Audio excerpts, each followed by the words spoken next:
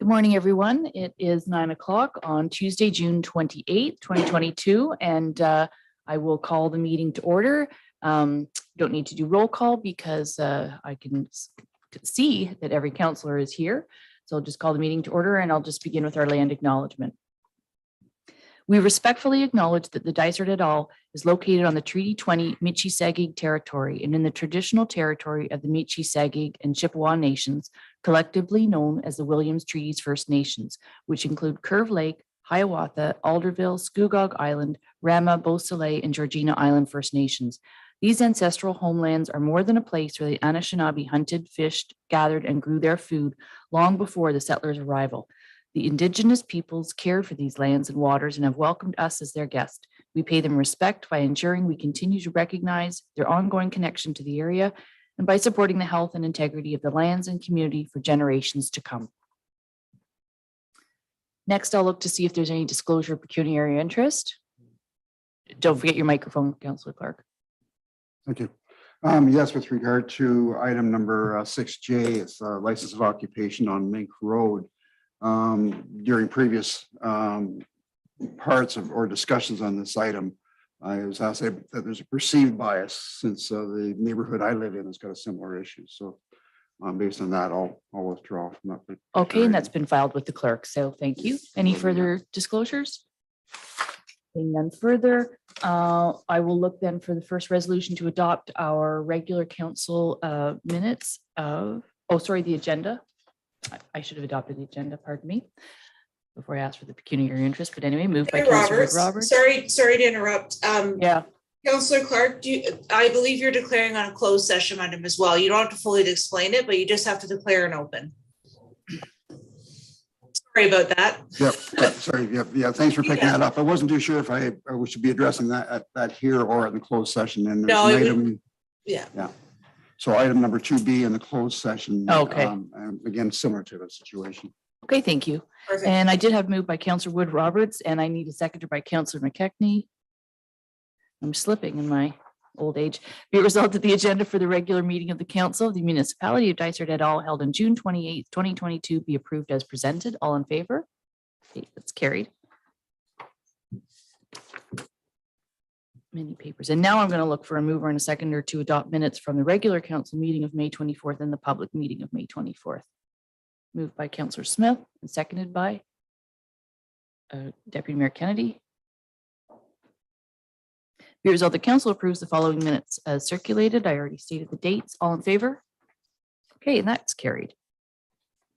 Next, we have Mayor and Deputy Mayor update, and I don't have a lot to say, but first of all, it is feels like it's the kickoff to summer, and it's really exciting to see that there are so many events and music and theater taking place. There's music in the park tonight, and it's just great to see some of these organizations and activities taking place again. I also want to congratulate all the students graduating. There's a graduation taking place tonight for grade 8, and that's such a rite of passage, and so many, the last 2 years students missed that. So congratulations to all our graduates across Dysart. There was some unfortunate findings last week on our playground equipment in Head Lake Park, and unfortunately the major playground piece of equipment had to get removed.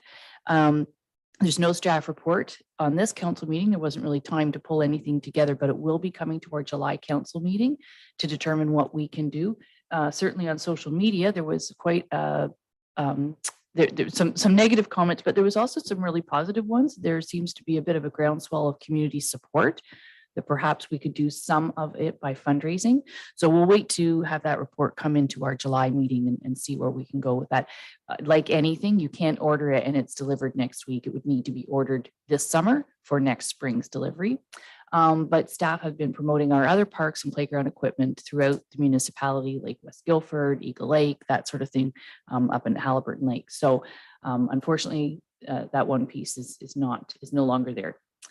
So that's all I have. I'll turn to you, Deputy Mayor Kennedy, and see if you have anything to report. Thank you. Not much to report, actually. Just glad to see the summer's back. People are back. Town's busy, and see the parking spots are all being repainted, and the crosswalk especially. It's nice to see that being picked up. So everyone just enjoy the nice weather we're having. Thank you. Okay. Any questions to either of us? All righty, we'll move along, and we have a public meeting today with one item, so I need to adjourn this meeting to go into the public meeting. So mover and a seconder for that. So Councillor Donaldson and Councillor Wood Roberts. Be it resolved that council hereby adjourn the regular meeting of council at 9:06 a.m. to proceed into a public meeting to consider zoning bylaw amendment application D14ZB 2022-008 lands of Pollard on Coagama Lake. All in favor? Okay, carried. So we are now in the public meeting. I'm going to read a bit of the preamble for the public who may be listening in. I don't believe anyone's registered because we'll see from the staff report the rationale for that. So this is a public meeting to consider one proposed zoning amendment to the Dysart zoning bylaw 2005-120.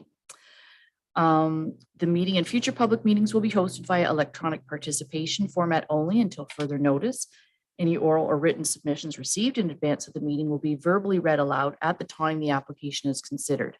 Information regarding live streaming of the public meeting is available on our municipal website. I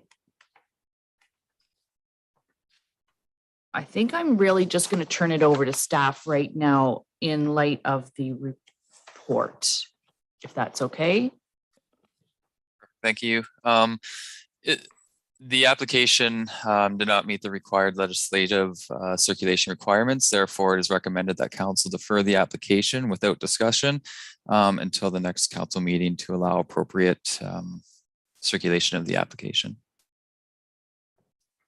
Does councilors understand? Yeah, so that's why this is, we still have to go into it because it was because of the timing of everything, but it didn't make circulation required. I can't even say that. Advertisement. Okay. Mover and a seconder, please. Councillor Smith and seconded by Councillor Clark. Be it resolved that the report for file number D14ZB-2022-008 lands of Pollard, which consists of part lot 14, concession 13, part 1, plan 19R-1206 in the geographic township of Havelock, municipality of Dysart et al. Be received for information. And that council directs a draft by, oh, can I just ask staff, you're asking for us to bring a draft bylaw, but we haven't had any discussion on that. That part is for the July meeting. So it's just noting that we're bringing it back to July. Okay. So Yeah. I'll continue to read that Yeah. council directs a draft bylaw to be brought forward for consideration during its, July 26th meeting 2022 after circulation requirements have been met, and that council defer the draft bylaw at the June 28th, 2022 meeting. All in favor? Okay, carried. Pardon me, I didn't read the resolution in advance, so that makes sense. So that's the fastest public meeting we've ever had. I'm looking for an adjournment to adjourn the public meeting. Councillor Donaldson. And seconded by Councillor McKechnie. Resolved that council hereby adjourns the public meeting at 9:09 a.m. and reconvenes the regular meeting of council. All in favor? Okay, carried. All right, and we do have a delegation, so we'll bring in our first delegation, our only delegation.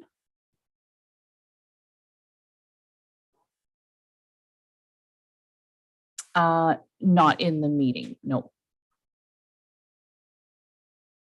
It's just the delegation, Director of Public Works. So that's committee of the whole, but I'll just wait till our delegation comes.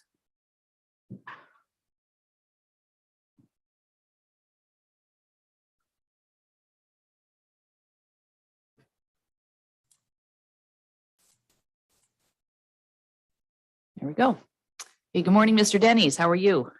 Good, thanks. How are you? I'm great. So we've received your letter and your signature petition. So I'm just going to turn it over to you if you want to further explain anything.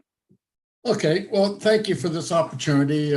First of all, my wife Roseanne, I would like to acknowledge and thank all of council and Dysart staff for all they've done in the last 4 years, and especially during the last 2 years of COVID and the difficult times that we've gone through. So thank you for that and your time. myself, along with many neighbors on Harmony Road, which is a dead-end street, is also part of the Head Lake Trail. And a bit of, with the Head Lake Trail, we have numerous runners, cyclists, walkers, families just coming up, and they walk the lake, as everyone knows. And it's a well-maintained street. Everyone takes care of their places, and people enjoy walking up through here. We have, I've met numerous people chatting, as do many neighbors, and we hear comments quite often. But the history, just in the last 3 years, is we have been forgotten to be swept in the spring cleanup on the road. I know for a fact I called and they said, oh, we forgot, and we'll come and do it. And this was into June that year. One of the other years, I had a conversation with our counselor, Nancy Roberts, who I don't remember all the specifics, but I think she looked into why we hadn't been swept as well. And I know I've been told, and many other people have been told, and maybe Nancy may recall better, but we were told that, they generally start out at the Pine Stone and work their way back towards the roads department through town and all the streets, which I don't know if is a fact, but that's what we've been told. Then, we finally were done this year after numerous neighbors called, asking when we were going to be swept. And we were finally done on the Monday and the Tuesday, the 20th, 21st of June. A little frustrating to see that Industrial Park Road was done probably mid-May, which is not a residential, as we all know. And here we are residential, and we hadn't been done until basically a month later. In canvassing the neighborhood, I heard a lot of the feedback, people calling in saying, when are we going to be done? One family I came across right on the street, and they were pulling their 2 young girls, and one of them was crying, and she just slipped on the sand and scraped, and her knee was bleeding, and they were taking her home just from walking on the street. The sand is slippery. We've had runners and cyclists tell us that as they pass by, and we're talking with them. And it's just not myself. Other neighbors have heard the same thing from these people that are just using the lake pathway around, the Head Lake path to go around. And this is part of it, where it takes you up the Pine Road and then back down into town. So having said all that, we're making a proposal to council that maybe there needs to be consideration on readjusting the time, the spring cleanup, and when they start is, maybe that can be adjusted if need be, or, a second, or with the growth of the municipality, especially in the last 2 years, and we know that there's a lot of growth, new construction, more tax dollars generated. Maybe, I know they're not cheap, but maybe a second sweeper to grow with the community to get these things done before June and July, when kids want to be out after a long winter to play on the streets, play hockey, rollerblade, do all the things that we did as kids on the streets, in a safe manner. And it's hard to do so when you've got a beach out on the road with the sand. So,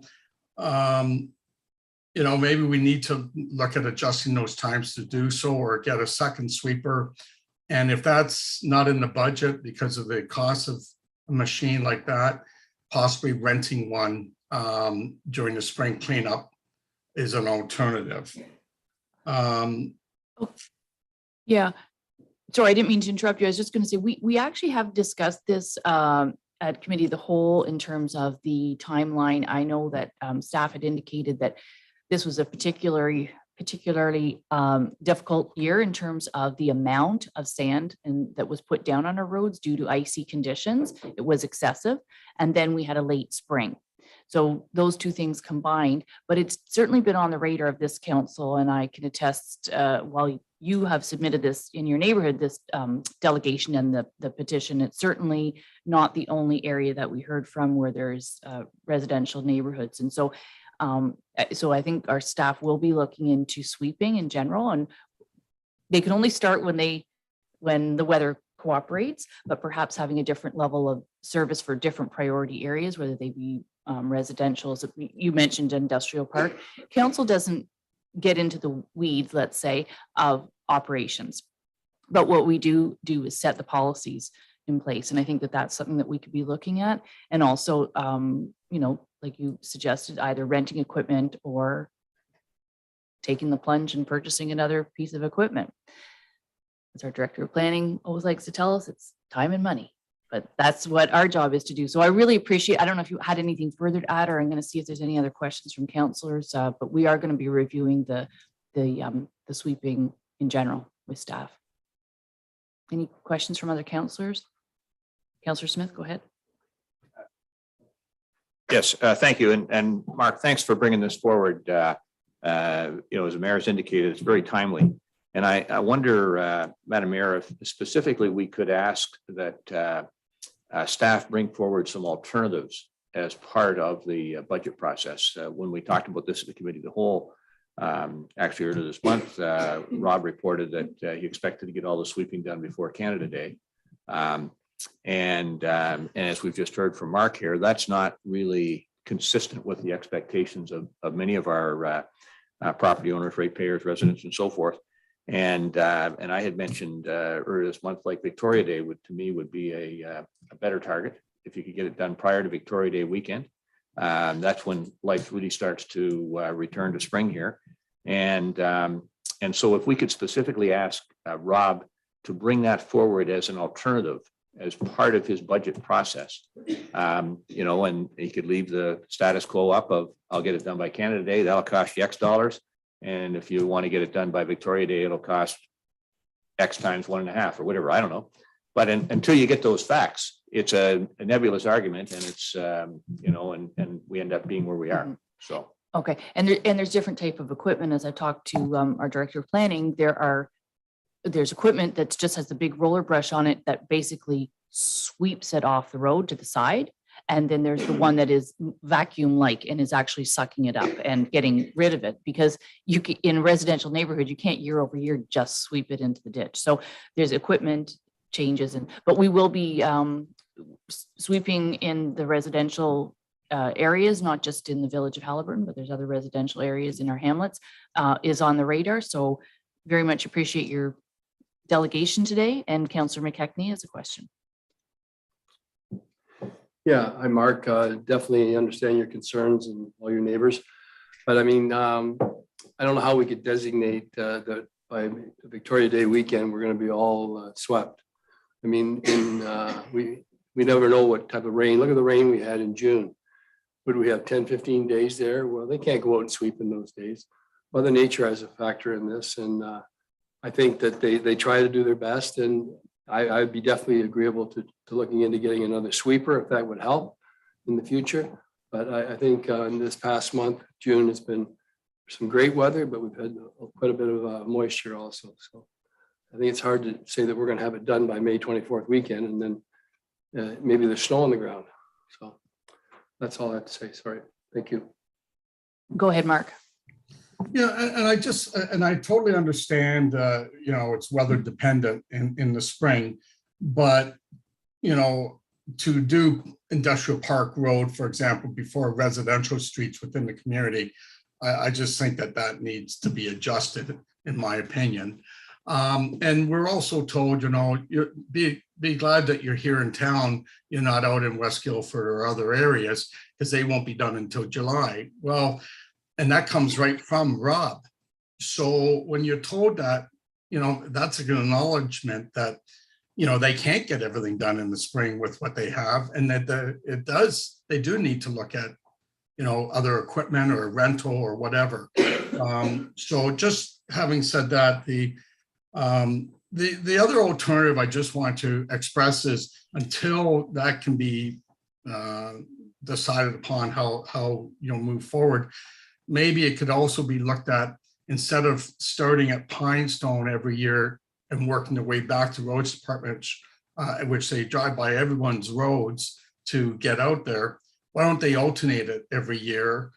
If it's not in the budget to buy another equipment or rent equipment, at least alternate it. So this year they start at the Pine Stone, next year they start at the road department and work their way through town out to the Pine Stone area.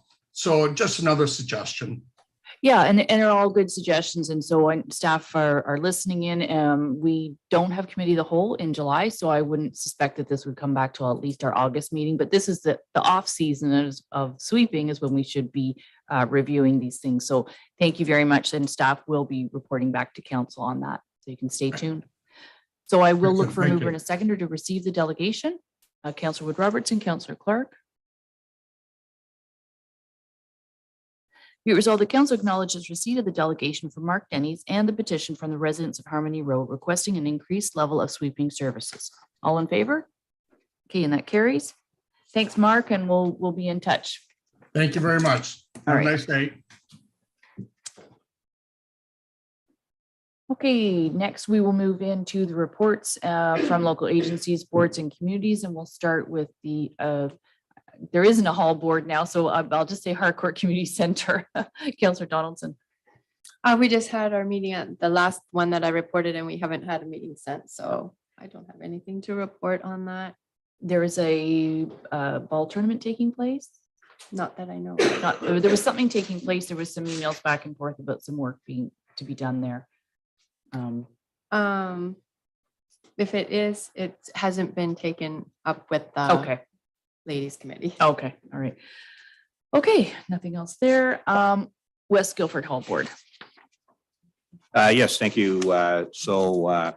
Our group met last night, and I would say that things are returning to more normal times. A lot of rental activity, birthday parties, celebrations of life. We've got bridge going twice per week now, in addition to the euchre on Tuesday nights, and the drop zone, the family-oriented program is starting on just over a week from now, Friday, July the 8th. And so everything's getting geared up for that. Health inspectors involved and so forth.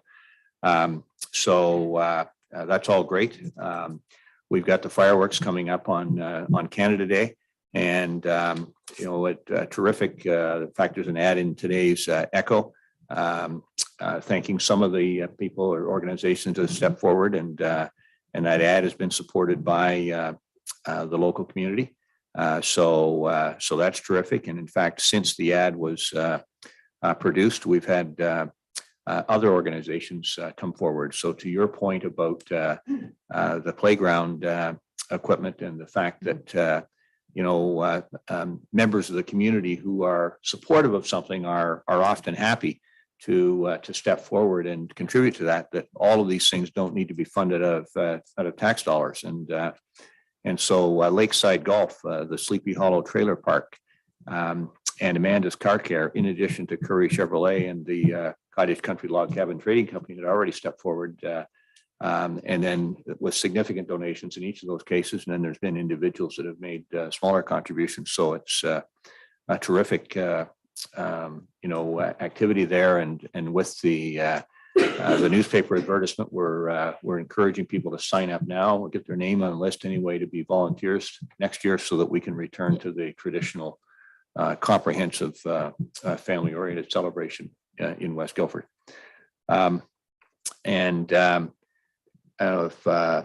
If staff has anything to provide in the way of an update in terms of the construction of the outdoor skating rink. With council, we don't have staff coming in to report on those things, but by all means, perhaps through you, Mallory, through the clerk, we could have staff send a report to all council just on the those two projects, both at Harcourt and at West Guilford, to just see where they're at And what, so just particularly for the timing, so that Counselor Smith and Counselor Donaldson can share with their communities. Sometimes when the work is being done, there might be an interruption of service or area, that type of thing. So if we can communicate that back just via email. Yeah, particularly because some of the activities now they're booking Mhm. the center are using outdoor space also. So ideally, we'll have some sense of when there might be equipment on site and its impact Right. and so forth. Thanks very much. Well, thank you. And thank you for reminding me. I meant to say that in my mayor's message. I forgot to write it down. So I forgot to say it, which was the Canada Day fireworks. So I'll ask you a question if I could, which is to do with parking. It gets a little tight in there. Do they have people at least assisting with where to park for the public? There's not a huge parking lot there. Gee, we got a toll bridge set up. Oh. So they'll guide you to parking depending Okay. on your contribution. Okay, you might get the VIP spot if you, okay, thanks very much. Next, we'll turn to Councillor Clark to report on Rails and Gallery. Thank you to you, Madam Mayor. Yeah, we had our meeting June 16th and our AGM on June 23rd. The Arts and Crafts Festival continues to be promoted. We're using Autumn Wilson in conjunction with some funding we received from HCDC, which is good. It's going to be, I think, a big event. County Tourism is providing support as well, which is a new step, which is great.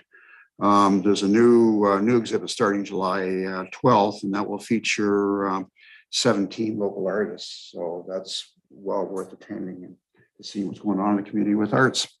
Thank you. Okay, thank you. And we do have a report from Rails End, so I'll look for a mover and a seconder on that one. Councillor Wood Robertson, Deputy Mayor Kennedy. Be it resolved that council acknowledges receipt of the June 2022 Rails End Gallery and Arts Center report. All in favor? That's carried. And I hope, and I'm quite sure, though, they will have a very successful art and craft festival in July. Next is the BIA. Anything to report? No, they are gearing up for Midnight Madness, hoping to have a fun event again, finally.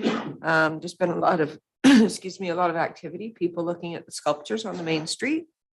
And the flowers are doing really well this year. And they're just encouraging businesses, and it's still a bit difficult to find extra staff for a lot of places. So that's happening everywhere, but they're looking forward to a very vibrant summer downtown. Okay, thank you. I have myself received compliments. I don't take them, I pass them on, that the flowers this year are spectacular. The color is appreciated, and it's like the ones on the bridge as well too. So just to pass on to you, there has been some controversy over parking in general. We've heard it on social media. I had a phone call on Saturday regarding that. So I believe it's going to be an agenda item taken up at the BIA. I don't think you meet now till the end of August. But it certainly the BIA needs to have some discussion over parking in the downtown. Just passing it on. Harvest Halliburton, Councillor Clark. Nothing to report. We've not met, but the farmer markets are continuing. Everything seems to be fine, being well attended. Thank you. It's on today. Source protection planning. No, only once a year. Upper Trent Management Partnership Council, Councillor Smith. You've got some stuff on there for us. Okay, thank you.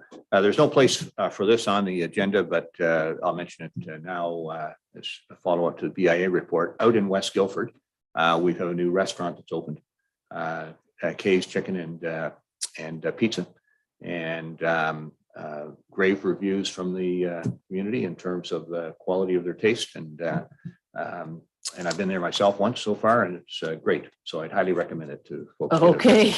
There's a free advertisement in yeah. the middle of council meeting. I was asking about the Upper Trent Water So Management, on the upper I Trent, didn't cut you off. Just- on the Upper Trent, as I've reported in recent meetings, Parks Canada is engaged now in a public consultation process regarding the management of the Trent Severn waterways. And this is going to lead to their report to Parliament later this year. The executive committee of the CEWF, Coalition for Equitable Water Flow, has been looking for all of our local councils in northern Peterborough and here in Halliburton County to support their input, which is seeking greater emphasis on the economic and environmental benefits of sound water management to all of the communities in the Upper Trent watershed, so that the focus of the management doesn't just revolve around the operation of the Trent Severn waterways. So ideally today, Dysart Council can pass a resolution in support of the CEWF submission. And then staff can communicate that to both the CEWF and Parks Canada and the Trent Severn. North Kawartha, Trent Lakes, Algonquin Highlands, and some of the others have already passed this. And I believe you have a resolution, which I'd be happy to move. I think this better management of water levels on our lakes, which serve as reservoirs for the Trent Severn, is essential for our local environment in protecting shorelines from erosion, providing greater enjoyment by the many local property owners, and in order to reduce the property damage that we're going to experience as a result of the impact of weather events resulting from climate change. So if there's any questions on the report, I've talked about this in the past. I think the CWF with some input from our Upper Trent council members has produced a pretty good report, and as I said, highlighting something that really matters to our community. Okay, thank you. I would just note that last week, County Council had a delegation by the Muskoka Watershed Council, which we also had a delegation here. It was a different delegate, a different member of the committee. But that sparked quite an interesting conversation, because we also had a request for funds from ULinks and Jim Prince, who's on the Kinesis Lake Cottage Owners Association. They're wanting to do some consistent water quality testing, and it's quite different. And it was actually the longest delegation we've ever had at County Council, but it was because once a delegation has their time limit, we can ask as many questions as we want. So where I'm going with this is Councillor Moffat, who sits on the community, or this. He's the co-chair of this. Yeah, so it really is leading, all of this is leading to some type of, because we have the upwump and we have this and we have that, something similar to a Muskoka Watershed Council in this watershed and in this area. So, and how important it is on so many fronts. So I just wanted to add that as well. And maybe you've spoken with Councillor Moffat, or you might have seen the delegation and where that was going. But the county did support the water lake testing, by the way. $35,000 over 2 years. We committed the whole amount because we didn't want to commit a future council. So we committed the whole amount for this year for the 2-year water testing pilot program. But it leads to a bigger picture. So it was very timely to have those two delegations at the same time, and know that our water here in Haliburton County and in Dysart is our livelihood. It's everything. And so we'll see where that goes. We'll see what Councillor Moffat does in her retirement. I don't know. I think she might take up that. So there, Councillor Smith has moved a resolution. So I would look to see if there's a seconder, Councillor Clark. So the resolution is, be it resolved that Dysart et al. Council supports the input submitted by the Executive Committee of the Coalition for Equitable Water Flow in response to the Parks Canada Trent Severn Waterway consultation on their 2022 draft management plan, and further directs that staff to forward this resolution in support of the Coalition for Equitable Water Flow in Parks Canada. All in favor? Okay, that's carried. Thank you, Councillor Smith, for that.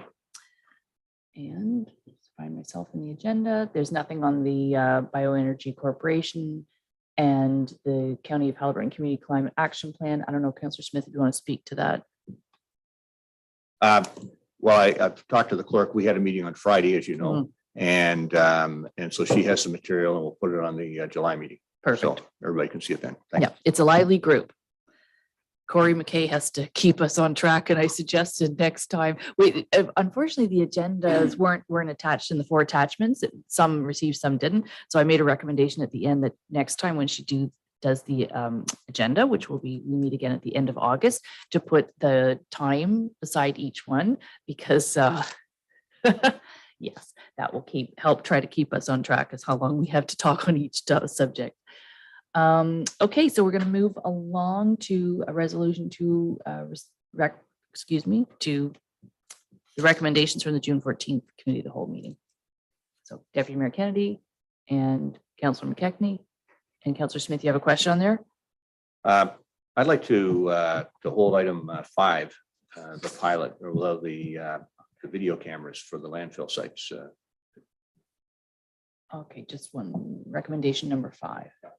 And can you explain your rationale and then we'll see if, Well, as you know, we talked about that at the committee, the whole meeting earlier this month. And the staff recommendation, as approved by the committee, had been to install a new video surveillance equipment at 2 landfills. And having gotten some feedback from the community since then, I was going to propose that we do that video surveillance at one of those sites and that we try a pilot with some equipment that could accept waste 24/7 at the other site and see how that works out.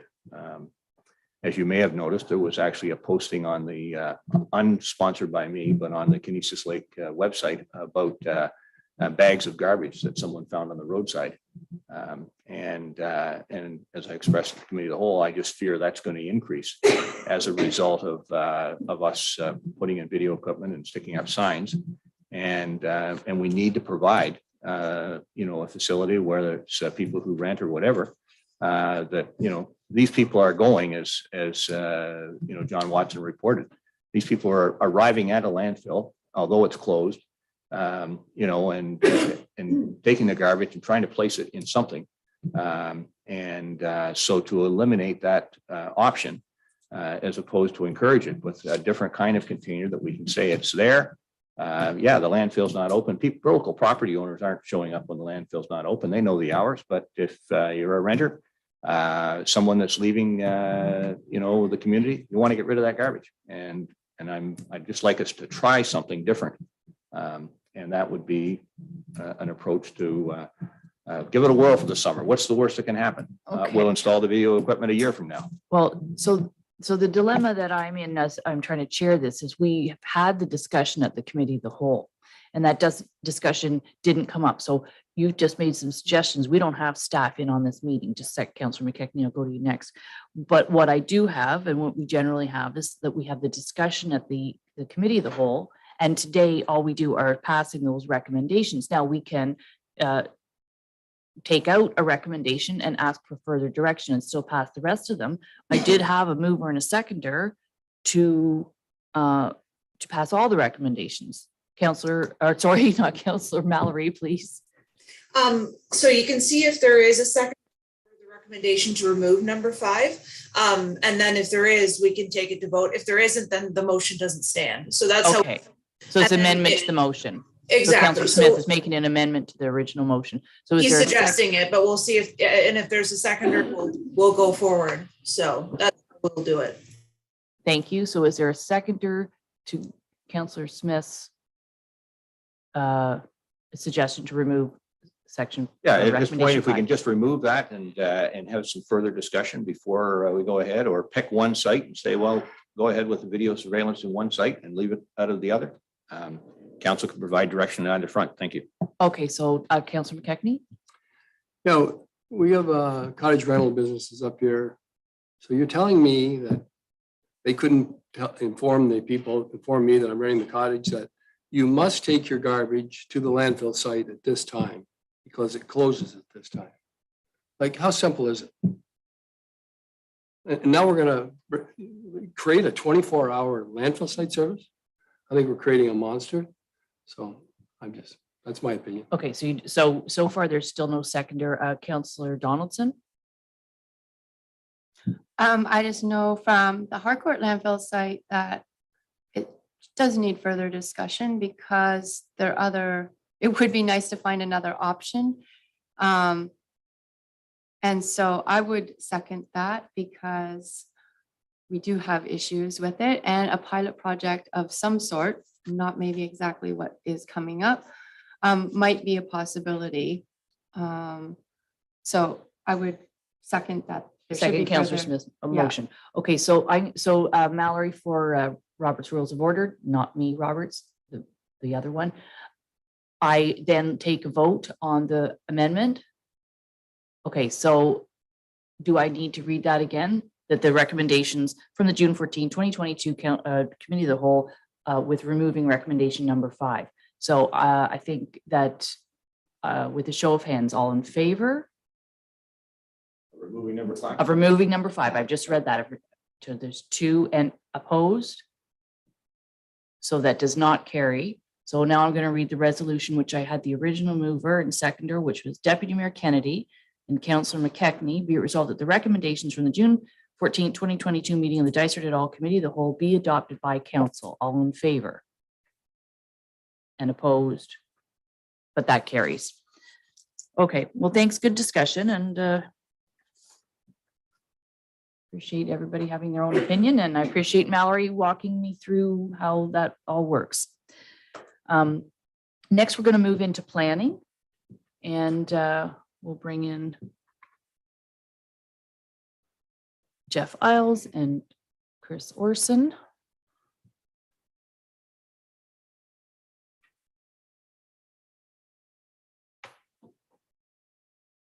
Just wait till staff are in. The first one obviously is the one that was deferred this morning, but I'll wait till Chris. Good morning, gentlemen. Good morning. Okay, so I'll let you walk us through 6A first. Yeah, as noted, staff recommend that council defer the application until the legislative circulation requirements could be met. And yeah, no further comments on that. Okay, so I'll just move and set or look for a mover seconder if I could for that. Councillor McKechnie, Councillor Clark. Be it resolved that bylaw 2022-XX, because there's no bylaw number yet for it being a bylaw to amend bylaw 2005-120 for the file number D14-ZB 2022-008 lands of Pollard be deferred. All in favor? Okay, so that's carried. All right, so the next item. The next item is a road closing bylaw in the name of Smith and Krempulek. A draft bylaw was actually presented to council last month and was deferred. A registered survey is now being received, and bylaw 2022-62 is provided for council consideration. The purchase price of the shore road allowance is set at $4,300, and the bylaw is recommended by staff. Okay, any questions on this one? No, pretty straightforward. So I'll just look for a mover and a seconder on this. Councillor Clark and seconded by Councillor McKechnie. Be resolved that bylaw 2022-62, which is a bylaw to stop, up, close, and convey a portion of the original shore road allowance in front of Part Lot 4, Concession 9 in the geographic township of Dudley, be read a first, second, and third time, passed, signed, and the corporate seal attached thereto. All in favor? It's carried. And item C. Yes, Mr. and Mrs. Boulay have made application to purchase their shore road allowance in front of their property on Halliburton Lake. They wish to obtain a building permit to renovate their dwelling. The dwelling, which is located on the shore road allowance, was first assessed in 1953. Therefore, its location is recognized pursuant to the official plan. There is a shed located on the shore road allowance. We have no record of a building permit for that shed and has not been assessed for tax purposes. So the shed's location is not recognized by the municipality's official plan. Therefore, a condition is proposed for the shed to be removed or brought into compliance with the zoning bylaw. There do appear to be other compliance issues on the property that are not located on the shore road allowance. And given that they're not located on the shore road allowance, historically, this hasn't been the avenue that those have been resolved. So staff have provided a resolution to council if council would like to enforce those compliance issues. Staff request direction pertaining to the shed located on the shore road allowance specifically, and approval to process the application. And I'm happy to answer any questions you have. Okay, so questions on this application and the recommendation from staff. Councillor Smith first. Yeah, thanks. Jeff, would the other infractions include the roof covered woodshed that's right on the shoreline in the photo, one of the photographs here? And are you referring to the second photo, Councillor Smith? No, this one's further along. It shows just shows the shoreline, including Correct. a woodshed Yes. right there. The That would be firewood another storage. one of the infractions, right? So Yeah, Madam Mayor, it seems to me that, I mean, if staff have been out to a site and seen multiple infractions, taken photographs of them, presented them to council. If staff's looking for direction, it seems pretty clear to me that we need to enforce our bylaws before we proceed with any, request here. We had a situation a few months ago. I don't remember exactly when it was. Somebody had a roof on a canoe rack and we made them remove that roof. And as I said, there's a photograph here that clearly shows a woodshed with a roof on it, right, like, right on the shore. It's not even a stone's throw away. It's right there. And as the photographs show, there are other violations that staff have reported. So absolutely, we ought to enforce the bylaws, in my opinion. Thank you. Okay, I think what staff are saying is this is a request to purchase the shore road allowance. So we can only, I think there's no discussion about the shed in the shore road allowance being removed, but the recommendation further says, and further that council directs bylaw enforcement department to review the subject lands for compliance with the applicable bylaws. So I think we're in, Yeah, well, the Concurrence that woodshed, that the would- woodshed is on the shoreline. There's no doubt Yeah. about it. It's, but that is done through just regular compliance issues. So Councilor McKechnie, did you want to speak to this? So you're saying to me that we're gonna remove every woodshed? Well, we don't know what we're going to remove. We're going to request that staff, the bylaw enforcement department, as opposed to through a planning application, which is what shore road purchase is, that the bylaw enforcement officer bring things into compliance. They could be minor variances, they could be removal, they choose what to remove, but it brings things into compliance. I hope I'm answering that correctly, Jeff. If not, chime in. Yes, thank you. Yes, so that portion of the resolution's just seeking direction from council, whether council would like their bylaws enforced. Yep. So, and it's making that recommendation Okay, to send that So- to the bylaw enforcement department. exactly. So that's through a different department. Okay, so mover to seconder for the Councillor Clark, seconded by Councillor McKechnie. Be it resolved, the council approves for processing an application by Mr. and Mrs. Boulay to purchase a portion of the shore road allowance along the shore of Halliburton Lake in front of their property in part lot 12, concession 5, lot 1, plan 329 in the geographic township of Harborne.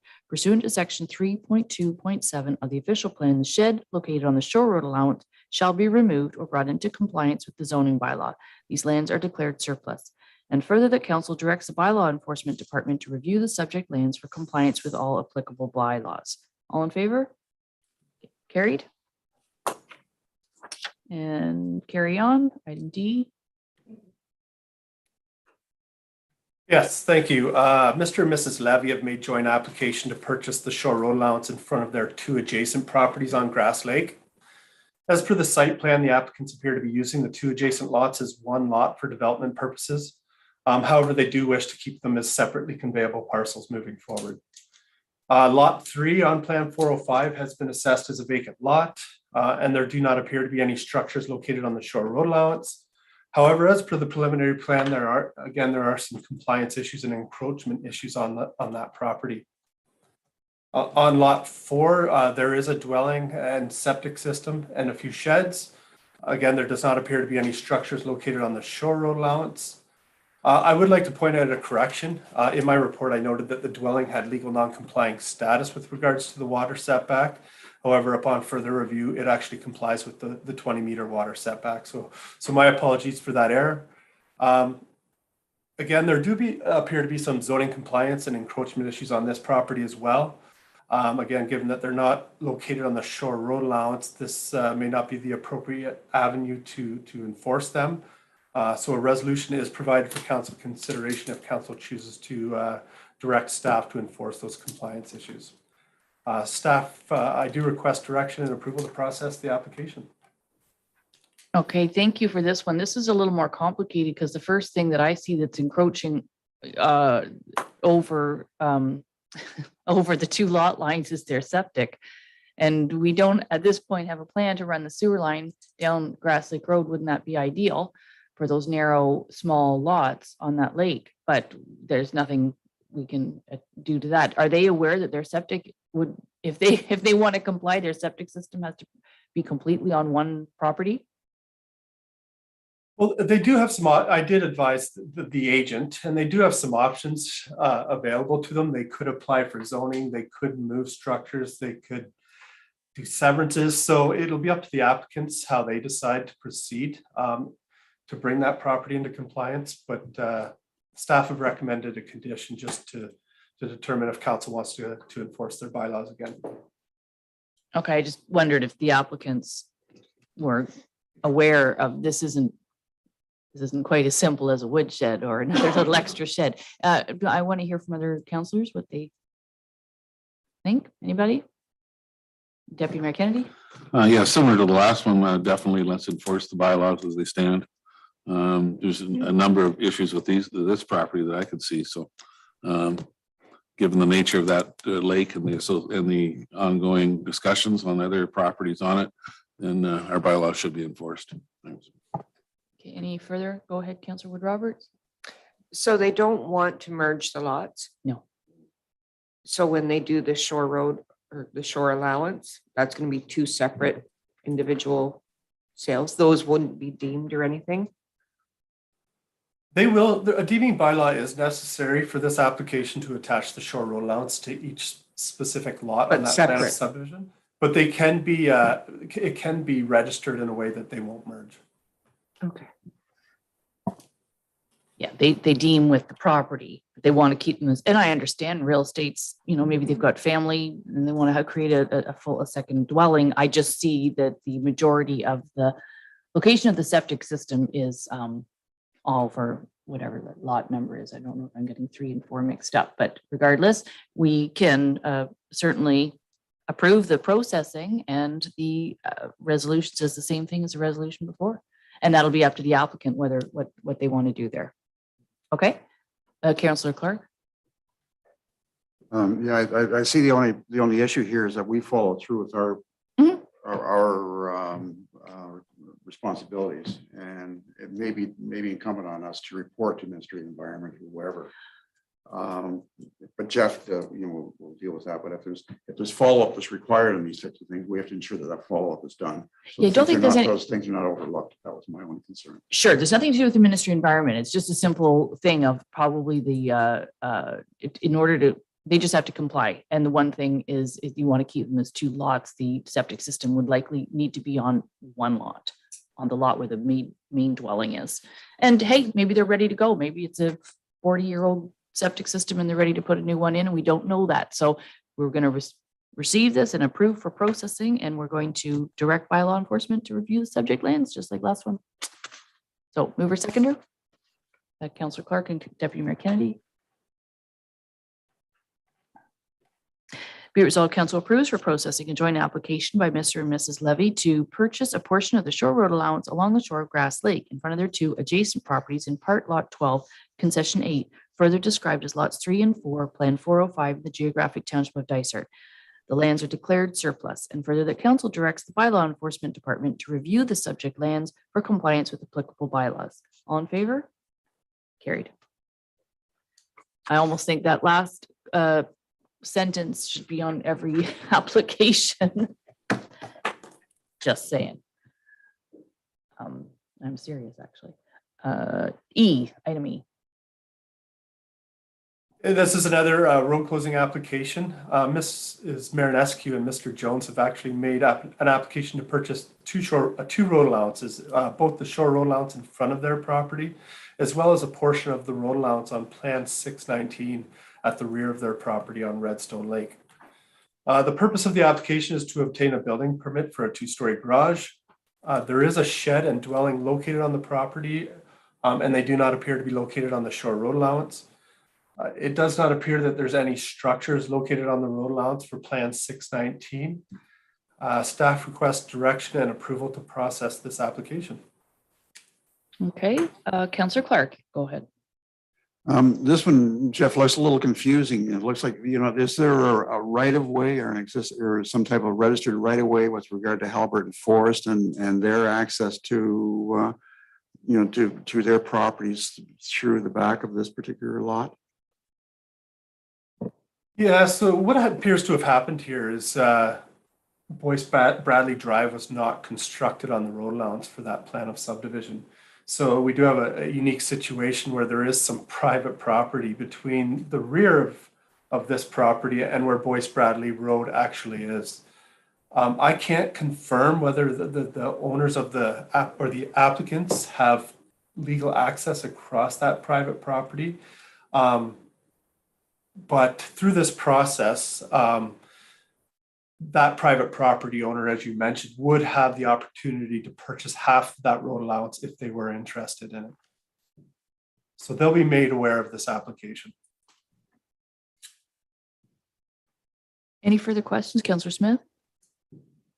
Yeah, thank you. Just to follow up on that, the file here has some copies of, it looks like email correspondence between the owners here and a manager at Halliburton Forest. And you know, it suggests that Halliburton Forest is not willing to grant the permission that the owners asked. But it brought to mind you know, we had an earlier situation a few months ago with someone who was trying to get permission from another owner on a road allowance situation, I think which was close to town here. And I wonder if the process of having the owners communicate is the right one, as opposed to having Dysart communicate. And if as part of the go forward process, if we approve this application for processing, could Dysart take over that communication, in this case with Halliburton Forest, as opposed to relying on the other? And that way we know that there's a clear understanding and you know, a decision's been made on a fully informed basis, as opposed to the kind of casual approach that seems to be happening now. So Jeff, do you want to answer that? Well, it's something that could be considered. I don't think historically we've had many instances where there's been issues between neighbors. The one that Councillor Smith is speaking of was one of the first ones I can recall where they had troubles getting something in writing from the neighbors. So in this instance, it appears they've been in contact with their neighbors. Their neighbors just may not be receptive to this application. And if that's the case, they can still provide something in writing saying that they do not agree to this application, and then that decision would fall on council whether to proceed. But we can take it back and look at it, whether staff would add that to the administrative process. Do you want to follow up? Yeah, I do think that it's something, again, you're right. The other one, it may have been the first one you'd ever seen with the last one, but it was a few months ago we had one, and now another one here. And I just think that the concept, if I get an email from an individual wanting my permission to do something, I'm going to treat that a little differently than if I get a request from Dysart to grant permission for something. And so, you know, we could prove the application for processing, but I think we, as part of that, we should be taking ownership of communication with the other affected property owner. Jeff, go ahead. I would just like to clarify, Councillor Smith, it's not requesting permission from the private property owner. This process would be offering them half of that road allowance. And if they don't want half, then the entire thing could be sold to the applicant. We have included sections in our application which ask the applicant to contact their neighbors early in the process, just so if there are issues down the line, it doesn't come up after they've spent money on surveys and application fees. In addition, the municipality also does provide notice to the neighboring property owners later in the process as well. This step in the process is just to see if the neighbors want to purchase half of that road allowance. It's not seeking permission from them to do so. That is council's responsibility. Okay, so the resolution has purchasing both. The shore road allowance is not an issue. It's the road allowance on Plan 619 that is of concern. And so they're requesting to purchase that, but we have to give the neighbor, which is Halliburton Forest, the equal opportunity. Is that? And so then what happens next in this case? If we pass a resolution as presented, then Dysart contacts Halliburton Forest and says, do you want to purchase half of this? Is that, No, currently the process is that responsibility falls to the applicant. So we would say that council's declared it surplus. As per policy, they're to reach out to their neighbors and offer half and are to provide something in writing from that neighbor. If the neighbor wishes to get involved and purchase half, then we ask for an application and it becomes a joint application process. If the neighbor's not interested, then the entire thing can be sold to the applicant. In this instance, where the neighbors may have some concerns, I guess the neighbor could provide something in writing that they don't support the application and maybe provide some reasons why they don't support that application. And then council would have to make a decision whether they'd want to go through with the land sale. but we have an email from Halliburton Forest in our package that says they oppose it. So, Yeah, so council can decide whether they want to proceed with the land sale. I don't think there was any reasoning provided in that email. Perhaps, we want to maintain ingress and egress options to the adjacent lots and Redstone Lake. So that is their rationale.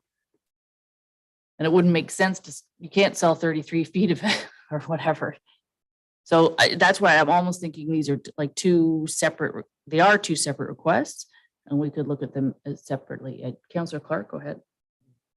I think this requires additional investigation.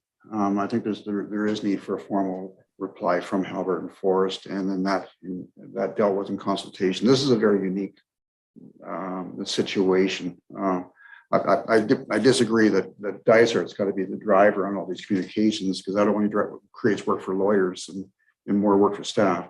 But in a situation such as this, there is need for that additional level of complexity to ensure that all parties are properly represented. And, to the applicants, they purchased a property knowing, they should have had a lawyer. Well, they did, I'm sure. They know what they purchased. They know that there's a road allowance through there. It's like buying, something that has any kind of encumbrance, I guess it's called, a hydro right away. And then all of a sudden hydro does work on it. Well, that's, so I would be reluctant to, if we have a clear letter from Halliburton Forest opposing it, I would approve the shore road allowance and not the other purchase at this time. But that's my recommendation. But Councillor Deputy Mayor Kennedy? I'd also like, I agree with that, deferring this or not approving it at all as far as the road allowance, because they make comment that it's a fragmented. So we sold road allowances on either side of this one, or is it a road allowance going nowhere? Also, I'm confused, I guess, why Forest and Wildlife wants to keep your ingress and egress if they have it from the current Boyce Bradley Road, unless it's the terrain itself that they need that. And if it is the terrain, then I would support Forest and Wildlife's reason for not supporting this. So I think there is enough that we need to look at it. Okay, Councillor Smith? Yeah, well, that's terrific, because I think that's the right approach. Let them go ahead with the shore road allowance, but the road allowance, as I said, I just felt uncomfortable seeing the correspondence between the two parties. And I don't know if the people at the forest understand the complete implication of this, or if anybody's explained it to them. And whose responsibility is that? Well, at this point, the way we have it set up, it's the applicant's responsibility to reach out to see if they are. You know what? It's interesting on the one, and I can't tell you what page that's on because it's not numbered, but it's the colored. It's the one with the colored picture showing identifying who owns what, where, and you can see to the, don't know the direction, west, to the west. So it affects lot, oh, of course I can't, 2799 and the continuation of the lots along there as well. So for now, I think there's support only to process the application for the shore road allowance. Councillor McKechnie? So they still have a chance to get the road allowance after we communicate with Halliburton Forest. Is that what you're saying? We're not going to communicate with Halliburton Forest. The They would need to applicants. continue communication with Halliburton Forest because we have included in our agenda with this, the one line that says they oppose it. And they have a right to oppose that. So it makes me reluctant to want to process the application to purchase it. And of course, I don't know whether we're all aware of what that road is really like. But that isn't the road. That's the whole thing. The road is not built there, like in Yeah, that I color. understand that. Yeah, right. But, I mean, so there is a possibility that the applicant still might be able to communicate with the Halliburton Forest where he'd be able to purchase the other half of. Yeah, of the road. but that'll be up to the applicant. So Okay, thank Jeff, you can communicate that, Mallory. This question is just for Jeff. So if we move forward with the shore road allowance, would the resolution still be correctly described if we just took out the road allowance aspect of the resolution? Yeah, that could work. We certainly should remove that and just declare the shore road allowance surplus only. Okay. We could add a second resolution that and further the request for the purchase of the original road allowance on Plan 619 be deferred, and that the applicants is to contact the adjacent property owner and seek more information. And then I can spell that out in an email with regards to like, where does the road allowance go? Is there topographical issues, and just try and find out some more reasons why they object to it. Okay. Go ahead, Deputy Mayor. Just a thought I had. So do the applicant have to also make notice then to the adjacent property owners where the extension of that road allowance goes, that there is an application to purchase a fragment? Like to the east and west. The east and west of that one chunk that we're dealing with. Not just the people behind it, but the people that may be Yeah. affected in the future. Good. Yeah, point. so for sure road allowances, we circulate people on both sides, but for original road allowances, we circulate everybody within 30 meters. So it'd be everybody on all sides of it, With how many meters? 30, Okay. so 100 feet. That's why I'm reluctant to go. I mean, it would like Councilor Deputy Mayor Kennedy just said, it would end up with this weird fragmented section on the looks like almost 3 lots to the west. So Mallory, were you able to capture all that from Jeff? What I do is get you to, if you are Yeah, to read- a simplified version. So I've gotten the minutes here, Jeff, that the owners need to continue communication, but I don't have a final solution to that yet, obviously. So what And I, we're- yeah, be it resolved that council approves for processing an application by Mrs., how do you say the last name again, Jeff? Marinescu. Marinescu and Mr. Jones to purchase a portion of the shore road allowance on Plan 619 adjacent to their property in part lot 29, concession 12, lot 15, Plan 619 in the geographic township of Guilford. The lands are declared surplus, and further that the request for the purchase of the original road allowance on Plan 619 be deferred. And then you could communicate to the property owners what council discussion was. Does that make sense? I'm sorry, can you read that again, Mal? I Just The second apologize. last line? bit. Yeah, okay. I just want Further to make that- sure, I think I heard the Plan 619 in the first resolution, and Yeah. it should be removed. In the first part of the resolution.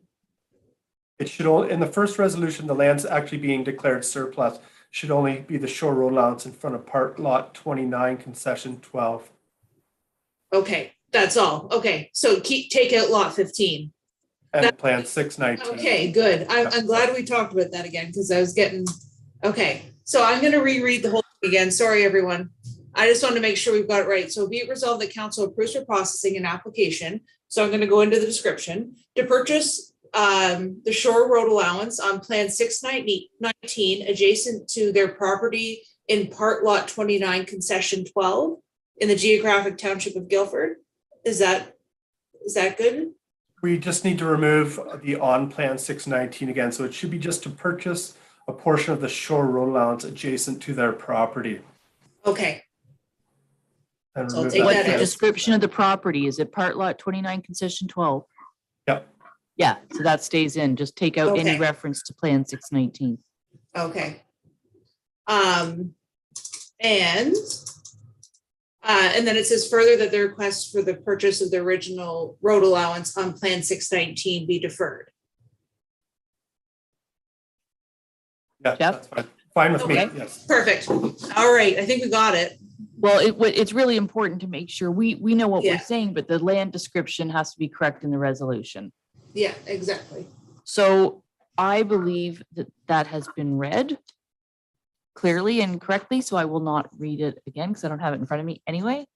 has been amended. So I will look for a mover and a seconder. So Counselor Clark and Counselor Smith. All in favor? Okay, so that's carried. All right, yeah, that was a tricky one. Yes, that was unique. This one might be a little bit simpler. Okay, good.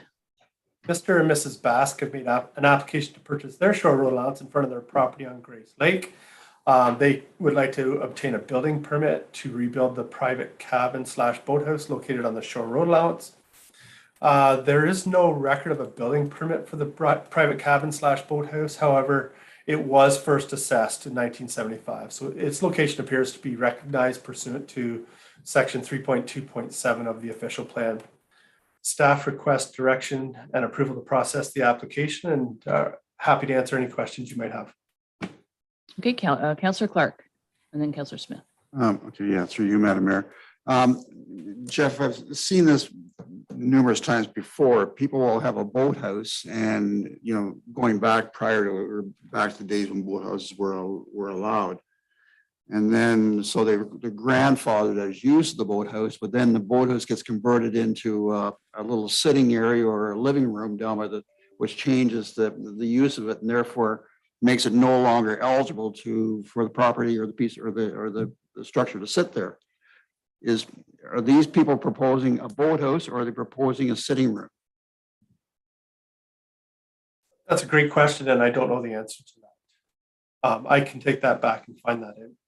I think they're proposing a boathouse, and you keep your life jackets in there and you keep your stuff in there. And, you know, it is really hard to determine whether you then also have a chair in there. It's awfully small. I don't think it's certainly not a sleeping quarter, and there's nothing else in there. Like that's just a tiny little shed, boathouse. Go ahead, Counselor Clark. I would just suggest that it's got to be clarified with them that the grandfathering of the building there is based on it being used for purposes of a boathouse. If it's not going to be used as a purpose of a boathouse, it's got to be removed. Okay. So just as long as they know what the rules are. Yep, very Yeah. good. And Counselor Smith, I think you had your hand up earlier. Yeah, thanks. It seemed to me that we should add the same phrase to this resolution that we had in the other two about bylaw enforcement, enforcing our bylaws, because we've got a shed here, although it's not on the shore road allowance. There's a shed on the property that is unauthorized according to the report. And as Councillor Clark points out, you know, a visit by the bylaw officer would determine whether this is actually a boathouse or living quarters. You know, frankly, you can't tell. Except there seems to be no place to bring a boat in there. Even the canoe is leaning against it on the outside. But again, bylaw enforcement, add that phrase to our resolution, let bylaw enforcement deal with it, and confirm that there's compliance with all of our bylaws. Is there concurrence to add the line and further that council directs the bylaw enforcement officer to review the subject lands for compliance with applicable bylaws? There's support for that. Okay, so then I'll look for mover and a seconder. Counselor Clark, Counselor McKechnie.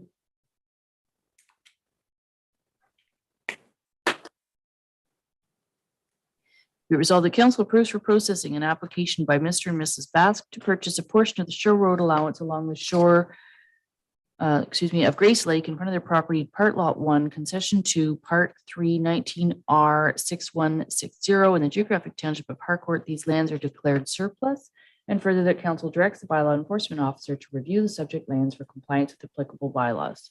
All in favor? Okay, so that's carried. I did actually say we should be adding that, so Jeff, maybe take note. That's council's direction going forward as people are purchasing shore road allowances. Item G, so Councillor Clark is going to leave the room for this. We'll call you back. And go ahead, Jeff. Yes, thank you. You have seen this a few times before. This is actually the bylaw now to authorize the execution of the license of occupation for use of an original road allowance on Long Lake. The license includes the following terms. It's a one-year term with an annual fee of $500 as directed by council. The permitted uses are 2 docks. The license does not grant exclusive use, meaning that the road allowance is still open for public use. And liability insurance to the value of $5 million is required. As per council direction, notice has been provided in accordance with policy 32. And we received 1 comment. An email was received from Trevor Benson, who provides the following comments. There was no permit that allowed construction of the existing docks. In 2021, on the north side of Long Lake, the province removed 3 unauthorized docks located in front of provincial property. The docks contravene the official plan, which states that the recreational carrying capacity for Long Lake is 53 lots, whereas there's currently 159 lots on Long Lake. So he notes there should be no consideration for the application for these docks. He further states that the applicants should actually be fined for non-compliance of a removal order that was issued by the municipality. He notes that there are other property owners that would like to build a dock and use the road allowance. There's actually 15 back lots, and he questions whether there's room for 15 boats. And lastly, he says the land is for public use, and questions, can he as a member of the public leave his kayak, canoe, and deck chairs on the property or leave his boat moored at the dock? So I'm happy to answer any questions. I seek direction from council regarding the public comments. And lastly, a license agreement and bylaw to authorize that license are attached for council consideration. Okay, I'm going to open it up to the floor for questions or comments. Councillor Smith? Thank you. I've maintained all along that whether it's this situation or others, that this is an inappropriate use of public lands. Giving private individuals, frankly, we don't call it exclusive, but they put these docks up. And, the amount of time that has been spent on this file, staff time and lawyer time and so forth. And then we insult ourselves by saying that there'll be a $500 fee for the license of occupation. That's ridiculously low. Jeff, I had a question for you, and you may or may not have the answer, but what penalties have these people who've been illegally using this land for literally years and then directly ignored a direction from council? What penalty have they suffered from that? How large has the fine been? Thank you, Councillor Smith. That might be a better question for bylaw enforcement department, because I'm not personally aware of any fines. I think the process is when staff are become aware of an enforcement incident, they issue a work order, and then the applicants have to take, I guess their applicants now have to take steps to resolve that issue. And the steps to resolve that issue were actually to apply for a license and council permission to leave the docks there. So I'm not aware of any penalty for the past use. I hope that answers your question. Madam Mayor, as I said, I think this is ridiculous that we would be willing to grant this permission and to do so for such a low fee. We've just been through a set of files where people ignoring our bylaws has become a common trait. It's pervasive almost. And part of the problem is that, the consequences are minimal, if any, other than maybe eventually we'll catch up. And in this case, folks have had these docks here illegally for years. When we caught up as a result of a complaint, they ignored our direction to get the docks out of the way. And, and finally, many months later have applied for a license of occupation, and we come up with a fee of $500. As I said, that wouldn't pay for the staff time, let alone be a fair representation of the value. Based on past votes, I suspect the council is going to approve this today. I would encourage the individuals involved here to make sure that they also comply with the rules of the MNRF regarding dock size, because the schematic that's provided to us, these docks are far larger than the MNRF would allow on a single lot. And so given the controversy on the lake, these folks should be pretty aware that someone's likely to file a complaint and the MNRF will be out there. And hopefully they're, more aggressive in enforcing their rules and ensuring there are consequences. And this is a one-year license of occupation that's been proposed here. It may very well be that a future council will say, we're not going to do this. So don't spend a lot of money building brand new docks and come back here in a year and say, well, we've got this invested. You got to give us permission now to stay forever and ever, because I'm hopeful that won't happen. But I'm, as I said, opposed to this. It's inappropriate use of public lands, and it's unfair to the vast majority of our residents. Thank you. Anyone else wish to comment? I just have go ahead, Councillor Donaldson. I just have a quick question for Jeff. At the road allowance to the one side, there's quite a bit of shoreline and it doesn't have a number on it that it's not a lot. And it kind of indents. Who owns that property? That's a good question. And I just question whether I should provide that private property owner's name during a public meeting. No. And I don't have that at my fingertips either. So I don't think, but if you stop by, I might be able to look that up, but I don't have that information at my fingertips. Okay, so it is a private property owner there that butts up against the other, must be road allowance that goes the other way. It's just that there's no number on it, so it is a Correct. There is private private property. property It is to both private. sides. All right. I was just thinking, because obviously a previous council has created this problem by putting the back lots on it and giving enough lots that are overpopulating the lake. So we've obviously created this problem ourselves, previous councils, because why would you put that many back lots on such a small lake and then not expect the people on the back lots to not want to use the water? So it's just that I was looking for, like, what's across on the other side that has a road allowance to the water. Like, I know that on Benora Lake, the council Dysart got a lot specifically just for access. So it doesn't even look like that has happened here. We don't see the end of the lake. But since we've created this problem ourselves, or previous council is trying to come up with a solution on how we can keep everybody happy there. That's all. That's why I asked the question. Okay, so thank you for your comments. Yeah, we're not going to name a public, another private property owner on there, but so we'll just leave that one for now. But Deputy Mayor Kennedy. I think for clarification too, that lot that doesn't have a number on it, just to the immediate west, is actually owned by the municipality, but it's been deeded to that all the people on the back lots have access there. Nobody else can use that lot number, for lack of a better word, number one. I'll just use that because that's the first lot to the Yes. west.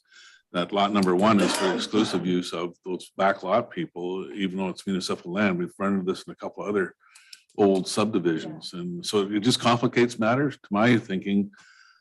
If you want to move the docks over to lot one, then it's, I don't know. It's a 1-year occupation and they should. Yeah, and that the thing is, and how we entered it down this way is because of the historic use of the docks. And yes, I know they've created new docks. And so to Councillor Smith's point about how much they spent on docks and whether a future council would permit them next year, that's not my concern at this to date. What I do want to make sure is that if this passes today for the 1-year license, is that somewhere throughout the winter, added to the already extremely busy workload of the planning staff, though, the council needs to know, like, start those talks in January of what they want to do, because we need to be consistent where we have licenses of occupations, where we permit docks, what we do with the public land, and also in this case with the municipality owning the lot to the west. I thought Councillor Donaldson was talking about to the lot to the east, which is privately owned, but Dysart owns the one to the west that is unnumbered, but there's also land to the when you said that funny shape. So this should be on a future council's agenda starting in January when it's cold and freezing and nobody's thinking about, maybe thinking about ice fishing, but not boating. And have that discussion prior to this license expiring, if it passes today, expiring on June 28th of 2023. What we do and one, and you know, I said you want consistency, but sometimes things aren't always exactly black and white consistent. Sometimes there are little differences in other areas. We also have license of occupation with docks on another lake in the municipality where people don't even have property that close. So the whole thing has to be looked at. So sorry, Jeff, to add that to your agenda in the winter, but I would, Councillor Smith, one last. One last comment on this, to Councillor Donaldson's, observation about backlot owners and their access to a lake. People who don't own waterfront property have access to our lakes. We have, I believe the number is 28 public boat launches.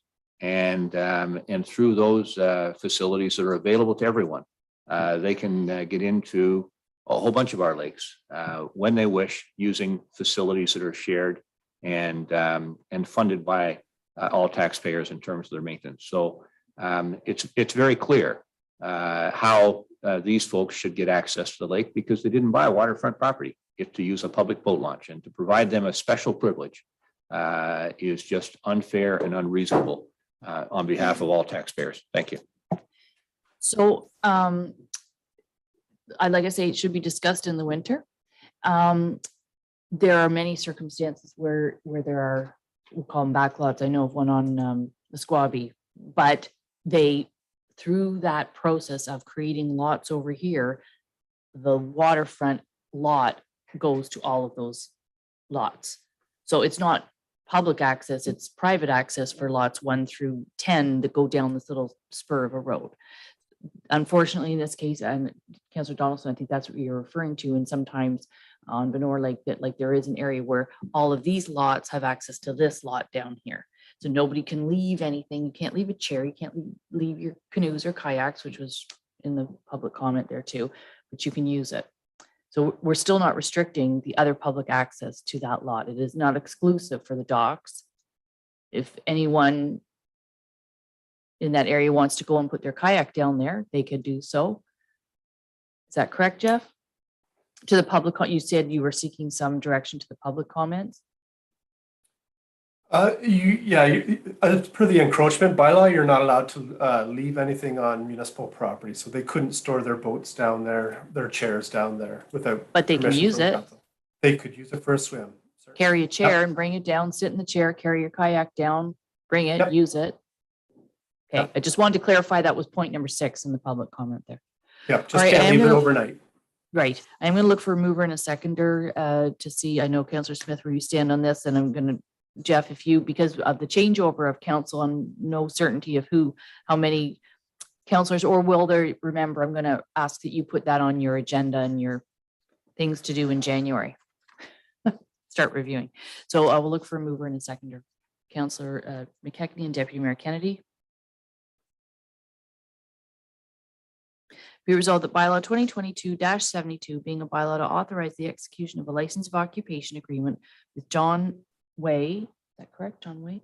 Karen Andrews, Brian Barkley, Angela Neig, Nicola Neig, Kimberly Benoit, Mark Benoit, Martin Andrews, and Francesca Swanson for use of the original allowance for road between lot 5 and 6 and concession 4 in the geographic township of Dudley be read a first, second, and third time, signing the corporate seal attached thereto. All in favor? And opposed? Okay, that's carried. Can someone get Councillor Clark? Thanks, Lori. And staff time to just move into section J, and I believe we have a delegate coming in for this one. Yeah, so we'll bring the delegate in, and delegate Josh Morgan.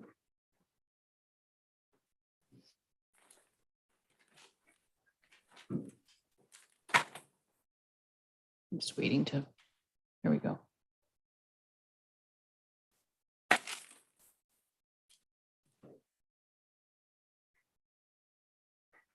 Good morning, Josh.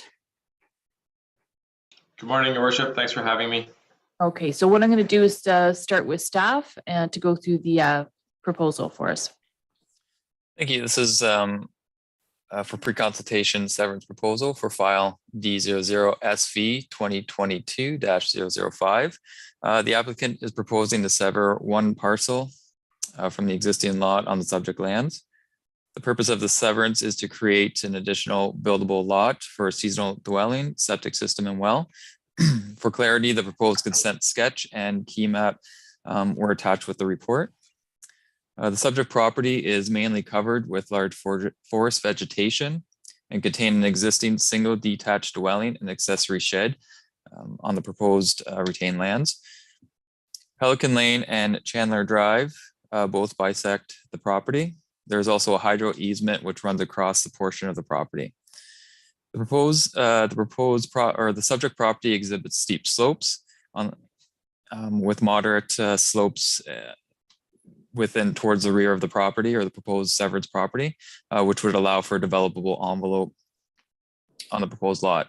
The property is located between two lake trout lakes, being Drag Lake not at capacity and Spruce Lake at capacity, with the direction of topography sloping towards Drag Lake. The recommendation was subject to the imposed conditions and the comments received through public review process. The proposed application will be consistent with the provincial policy statement and generally conform to the official plan subject to the conditions, and is recommended that council support the general principle of the application.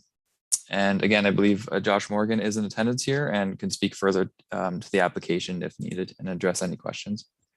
Okay, Josh, so I'm going to turn it over to you before I open it up to the floor for questions from councillors, because you may be able to add some more information. Go ahead. Yeah, sure. Thanks for that opportunity. May I have your permission to share my screen? Absolutely. Okay, I did prepare a PowerPoint. I don't think I'll go through the whole thing, but I'm going to flip between two documents, one being the PowerPoint and one being the severance sketch, which I think is the best document to illustrate the proposal here. So bear with me for one moment. Okay, so this just the covering page of our PowerPoint presentation just provides some context for the location of the subject property, being 1767 Chandler Drive, Spruce Lake to the west and Drag Lake to the east. Okay, so approximately 140 meters of frontage onto Drag Lake, accessed via Chandler Drive, if you can see my cursor here.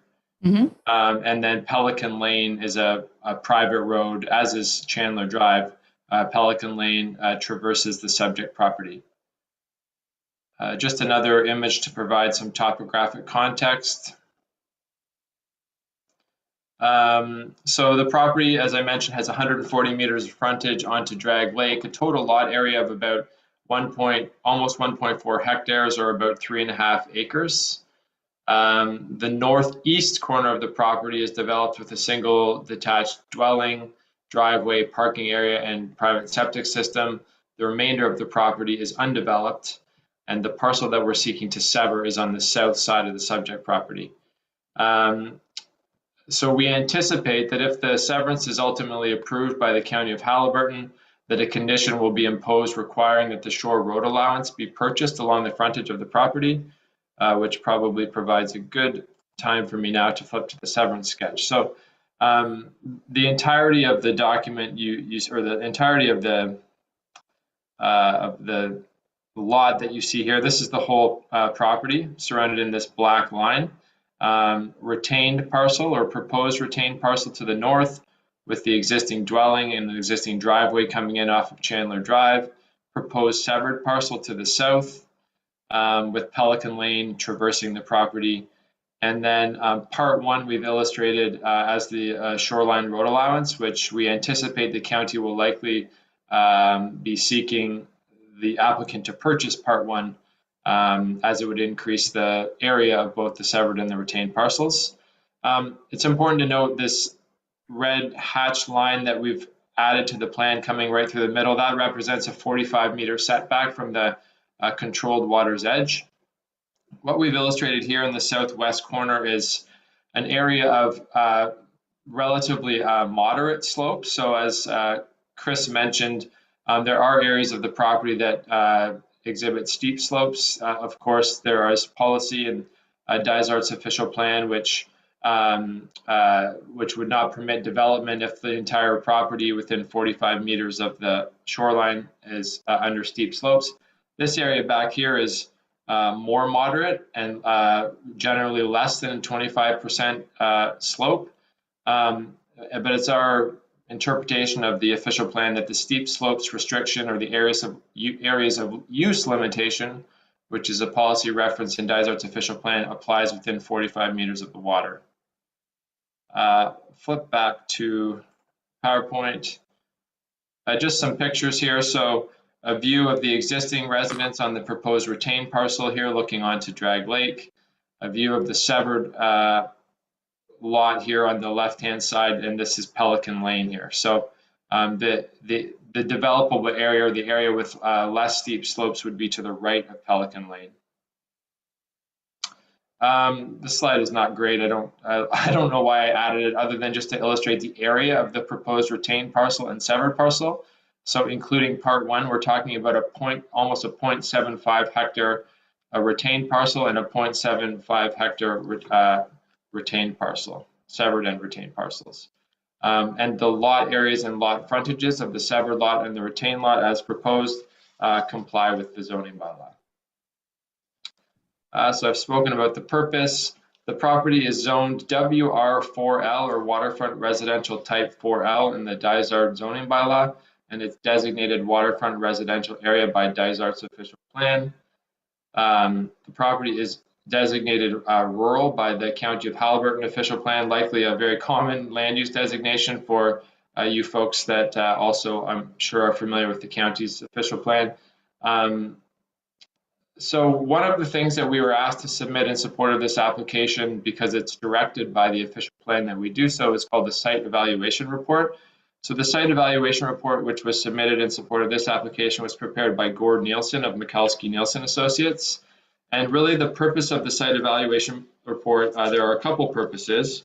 One of them was to address steep slopes and identify whether there are moderate areas on the property to build upon. Another purpose of the site evaluation report was to assess the water quality conditions of Drag Lake and determine whether or not this severed parcel could be developed without having any negative impact on Drag Lake. And also the impact or potential impact of the development or the proposed severance on Spruce Lake. And then also Mr. Nielsen looked at the Ducks Unlimited wetland mapping in relation to these lands and just natural heritage constraints in general. That site evaluation report has been submitted to the planning department. I understand that it will be peer reviewed by the County of Haliburton, and generally speaking, makes the conclusion that the proposed severance is achievable without having any negative impact on Spruce Lake, on Drag Lake, without a negative impact on the natural heritage features, and that the property could be developed in accordance with or in conformity with the steep slopes policies of Dysart's official plan. There are recommended mitigation strategies outlined in the site evaluation report, which I don't think I need to go through one by one, but I'm happy to answer questions about those if council wishes. This is just a topographic layer that we have had a surveyor prepare. So obviously the property is quite steep as you get closer to the water here. The area of the developable area is more in the neighborhood closer to between Pelican and Chandler here, as illustrated on the severance sketch that I showed earlier.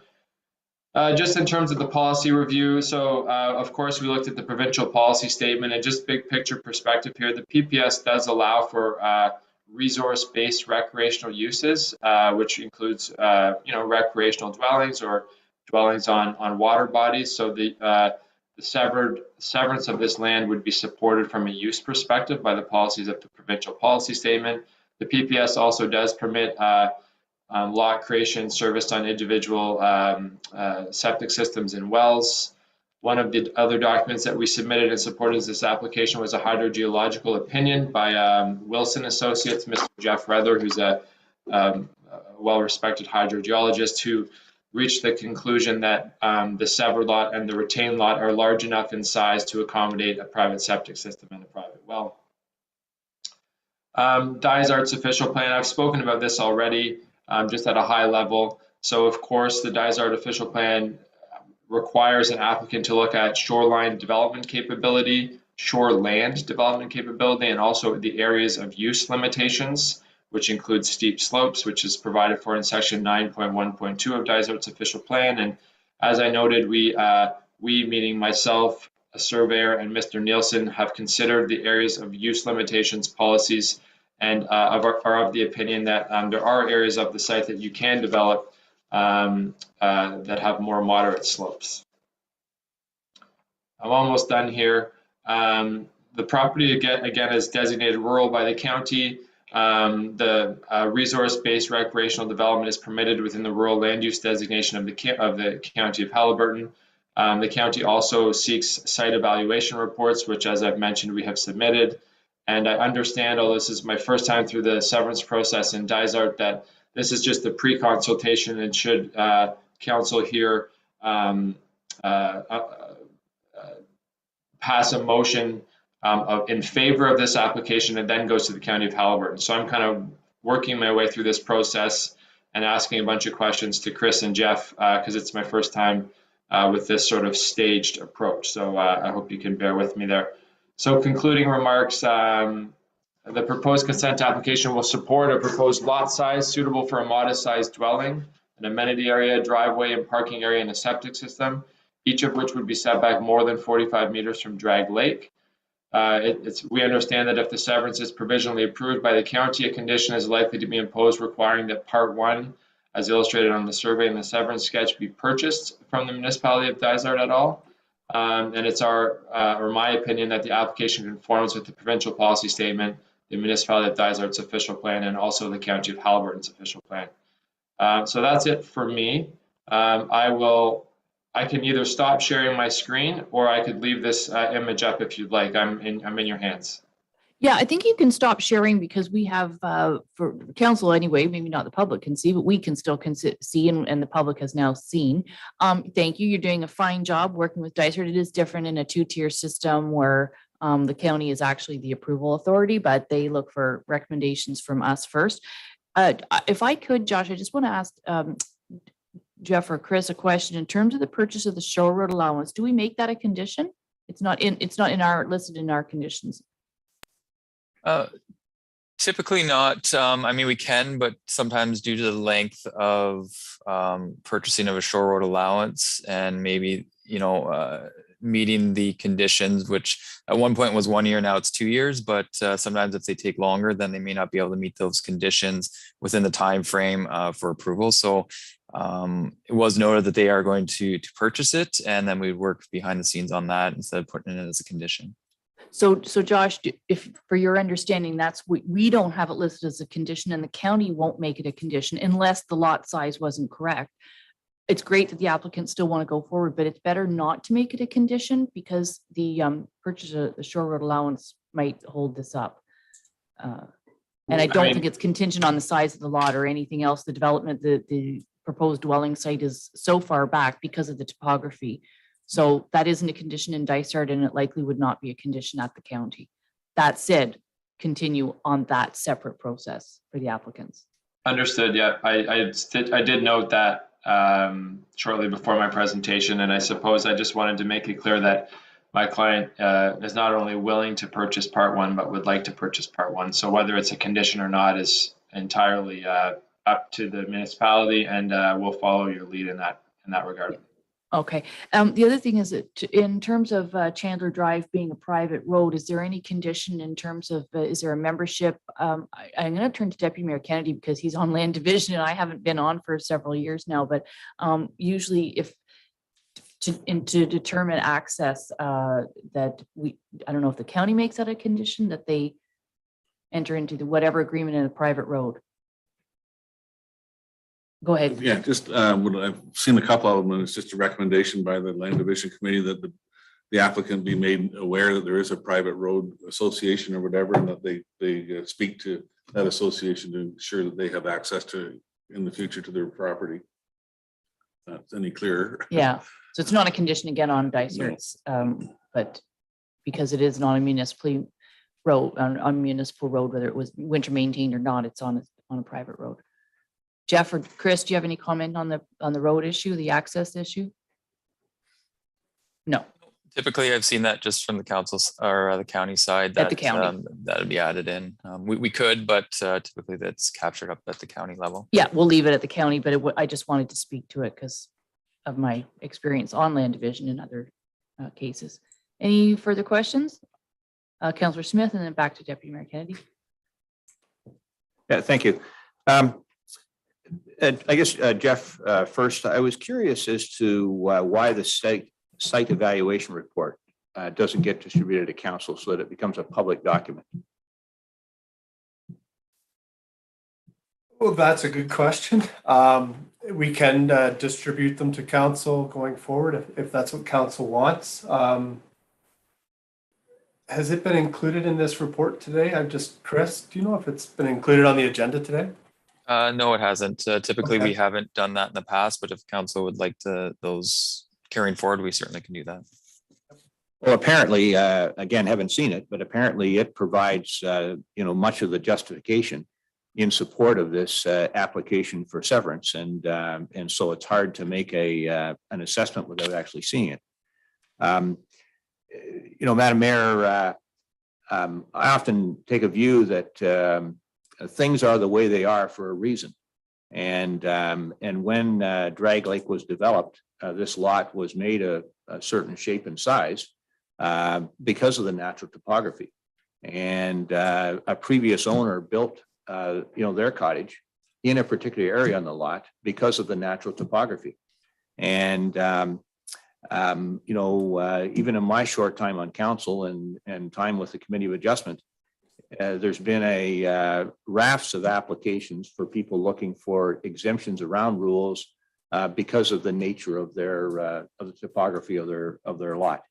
And my fear here, when I look at this, is that we're setting ourselves up for a future owner of the proposed severed lot to come back and say, well, I'm on this really steep lot. I need this out of the other thing to be able to get reasonable access. I've invested in this piece of property, and whether they're coming to council because it's a major variance they're looking for, like the Percy Lake location where we allow storage sheds right down by the lake, but those are on much larger lots. And we don't have that on Drag Lake, and we haven't had it in Drag Lake because they don't have as many lots that are as steep as this. And so to me, I'm just not sure that this is the right thing to do to create a new lot here. I look at our official plan as has been referenced. It's pretty clear, and it identifies it. It talks about the 45 meters, but it also describes lots with a depth of 150 meters, 492 feet. Those are waterfront lots, and they have a restriction associated with them when the slope is more than 25 degrees coming from the high water mark back only 45 meters. So, and it's been clear from the presentation here that that slope is over 25 degrees in that 45 meter stretch. And so I'm struggling with how this is consistent with our official plan. In fact, to me, it seems to be completely inconsistent with our official plan. I think Josh would like to answer that, and I have a comment as well after. Go ahead, Josh. Yeah, I'd just like to say, and I appreciate the comments, but I'd just like to say, we went through an extensive analysis, of a professional surveyor, environmental consultant, and a registered professional planner to assess the official plan policies of the municipality of Dysart, and have reached the opinion that we're not seeking any relief at all from the Dysart official plan or the Dysart zoning bylaw. We're not asking for special exceptions to any policy or any zoning provision. What we've put forward here, in our opinion, complies with the official plan and conforms with complies with the zoning bylaw and conforms with the official plan.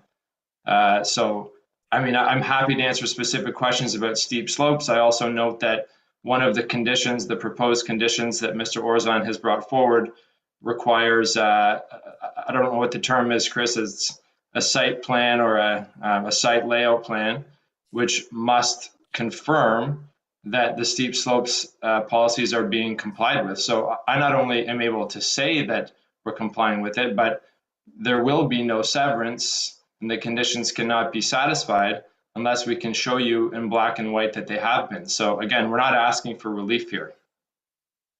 Yeah, very good point, Josh. That's item 6, site development plan prepared by an Ontario land surveyor. And it certainly, and the sketch where you have the proposed severance and showing where a building envelope could be in a septic system, it is above the steep slope area. So, you know, for the person, whoever is going to be the future owner of a proposed lot, they have to realize that that dwelling is quite a bit back from the lake. And how they get access to the lake, they might have that maybe that'll be one of theirs where they do the railway thing. I don't know how steep that actually is, but you know, I think you've proved that all of that can be met without looking for exceptions. Councillor Clark, and then back to Councillor Smith. Okay, yeah, through you, Madam Mayor. Yeah, it has been deemed that Drag Lake is not a capacity. We have a number of lakes around here where it's a sheer rock face, and in a lot of those cases, they don't necessarily access the water, but they're up high enough where they got a bit of a view. How the purchaser of the property uses it is their business. We have rules in place with regard to setbacks, with regard to the environment. That takes care of that. That's outside of our areas of expertise or our preview or our responsibility. So, you know, this lake and these properties, it should be just fine. We've got a lot of situations where we've got farms in the areas, and they've got they'll have 50 acres sitting on the side of the lake. Well, those still have if the lake's not a capacity, they can carve that up into lakefront properties. We shouldn't be saying that's good or bad. That's not our job here. As long as the lake's not a capacity and there's adequate space for somebody to put a property in, they're worth a lot of money, and we should be supporting that. Thank you. Okay, thanks, Councillor Clark. Councillor Smith, and then next is Councillor McKechnie. Well, thank you. You know, I read the description here of waterfront residential areas. It describes it to a depth of 150 meters. This lot obviously is not that deep. It describes the area of use limitation in terms of slopes of 25% or more. And clearly the slope in the first 45 meters inland from the high water mark is over 25% in this case. And it describes then that lots will be created if they have a frontage of at least 150 meters. That's 492 feet. So that's what our official plan says. How does this meet that requirement? You know, we're talking lots here of 100 to 230 feet of frontage, approximately half of what the official plan says would be required, given the steep slopes in that 45 meter stretch coming up from the high water mark. So Jeff, could you explain that to me? Thank you, Councillor Smith. I might defer that to Chris to speak first, and then if there's any outstanding or lingering questions, I might chime in. Thank you. Yes, staff had listed that the use limitation policy, but missed just some of the information in the report. However, Mr. Morgan's justification report did address it.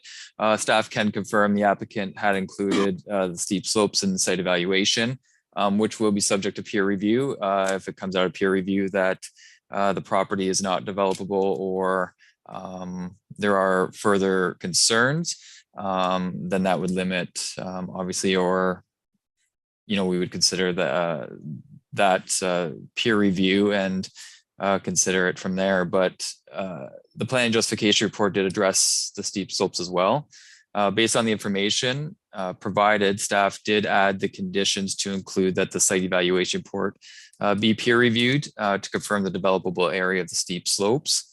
The site development plan to demonstrate that the developable area by showing the limit of steep slopes, zoning bylaw amendment to ensure that any development is restricted back to the developable area. So therefore no further development can be closer to the lake within the steep slope area, and a severance agreement to ensure that all mitigation measures from the site evaluation report or additional peer review comments would be included into any development on the property. And then Jeff, I'm not sure if you want to speak maybe further to the policy of the area use limitation with the 25% or the 45-meter setback. But that's sort of the way that we looked at it, and to address any of the steep slopes. And the confirmation of it is through those conditions to ensure. And if, you know, through the peer review or any of the other conditions are not satisfied, then obviously the severance wouldn't go through. Yeah, I'm happy to add to that through you, Mayor, if I may. I think Councillor Smith is correct. So the policy does state that if there's 25% slopes, inland 45 meters, then it is considered an area of use limitation.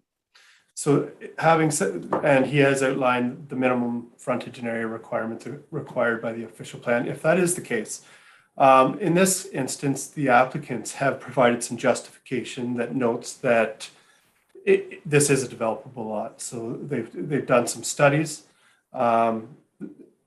Staff in this instance have provided some, based on that review, staff have provided some conditions to help satisfy that. So I think council has some options available to them and can make a decision to go one way or the other. They can recognize that developable area and proceed. They could defer for more information if they choose. So there are some options to proceed there. Okay, Councillor McKechnie Sorry, has the can I floor. ask a unless- follow-up question? Yes, you can follow up. Mind if I talk? Yeah, You want him, Councillor?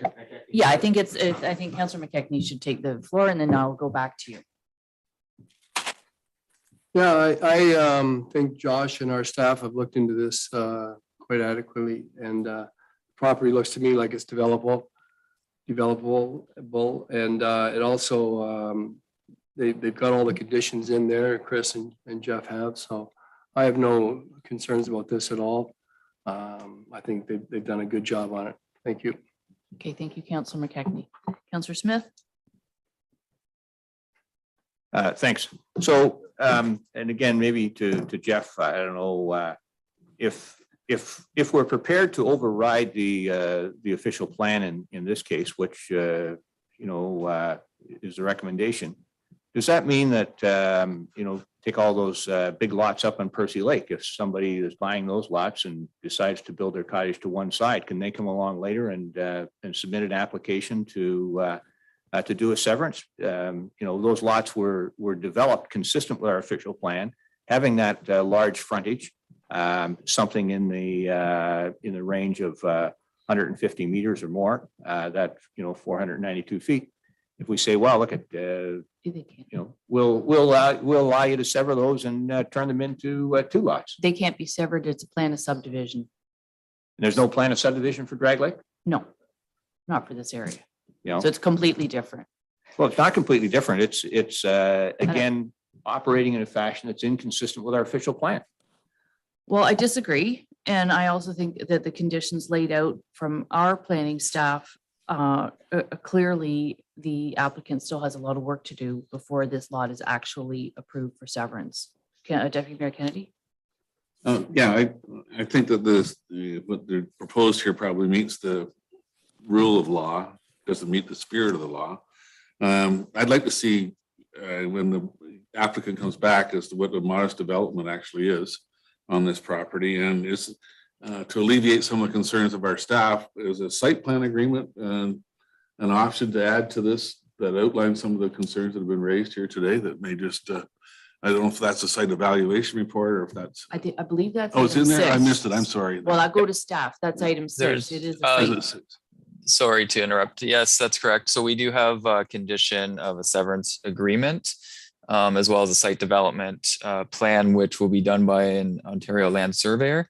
So they will go out, stake, ensure that all development is in the appropriate locations, outside of the steep slope area, as well as just to add to the discussion that through all of this, that there is the zoning amendment. So if there's anything that comes out of the peer review, the site evaluation report, again, that deems this to be, maybe the developable area is smaller or going towards the area of use limitation, And if the applicant then needs to seek reduced lot size or frontage, then that is still in council's discretion as well. So if it did come back after the peer review that there were issues, they still have to go through a zoning bylaw amendment, which council still has that, they can still direct at that point whether they are in support of reduced lot size if it was to be in the area use limitation. Okay. So we've had quite a bit of discussion on this. I will look to see if there's anyone ready to move in second, and we can, so Councillor McKechnie and Councillor Clark.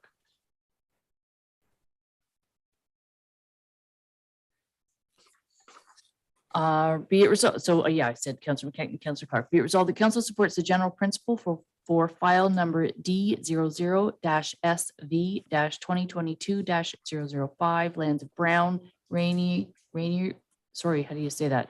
Rainery, Patterson, subject to the following conditions and the comments received through the public review process. Conditions are: number one, registered owner to pay any outstanding taxes. 2, registered owner to pay all administration fees owed to the municipality of Dysart et al. Number 3, subject to a parkland dedication fee of $1,000 for the severed lot. Number 4, subject to the peer review of the site evaluation report by the County of Haliburton. 5 is subject to the registered owner entering into a severance agreement for the proposed severed lot. Number 6, a site development plan prepared by an Ontario land surveyor. Number 7, subject to a zoning bylaw amendment to the satisfaction of the municipality of Dysart et al. For the proposed severed lot. And number 8, prior to the endorsement of the deeds, the municipality is to provide a clearance letter to the Haliburton County Land Division Committee confirming that conditions 1 through 7 have been fulfilled. All in favor? That carries. Thank you, Josh. Thank you. Have a good day, everyone. You too. We have one last thing in planning, so we'll deal with that and then we'll take our recess. Thank you, and I'll make this one quick. Mr. and Mrs. Williams own a property on West Shore Road. They would like to sell their property and are requesting council grant permission to cross the 1-foot reserve shown on Plan 586 and 587. Resolution is provided if council chooses to grant permission for the existing driveway to cross the 1-foot reserve on Plan 586 and 587.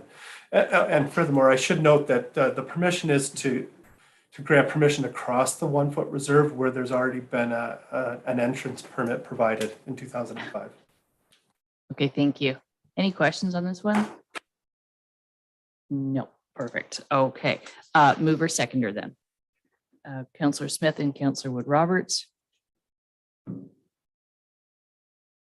Be resolved, the council recognizes the location of the existing private driveway at 3075 West Shore Road and grants permission for the said private driveway to cross the 1-foot reserve shown as Block L on Plan 586 and Block N on Plan 587 at the location approved by entrance permit P11-EN-005-924. All in favor? Okay, that is carried, and we will take a 15-minute recess so that'll actually take us up to, let's say, 11:20. Okay, thanks.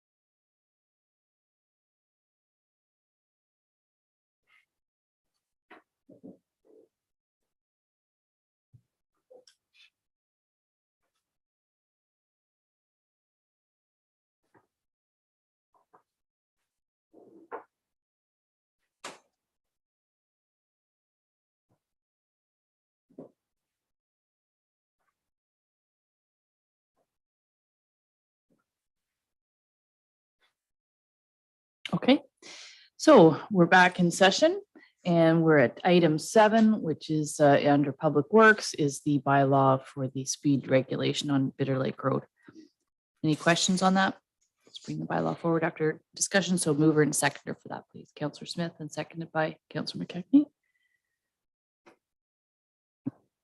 Be it resolved that bylaw 2022-71 being a bylaw to regulate the rate of speed on Bitter Lake Road be read a first, second, third time passed, signed, and the corporate seal attached thereto. All in favor? Carried.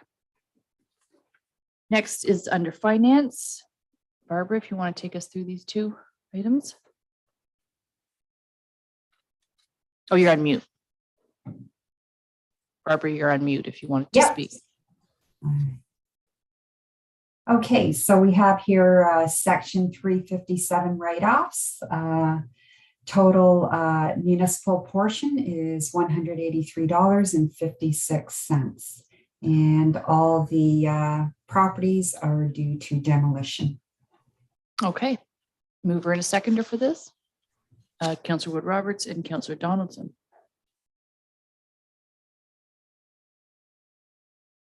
Be resolved, the council authorized tax adjustments for the applications made under section 357 of the Municipal Act 2001 as amended as follows, and the amounts are listed there. All in favor? Okay, so that's carried.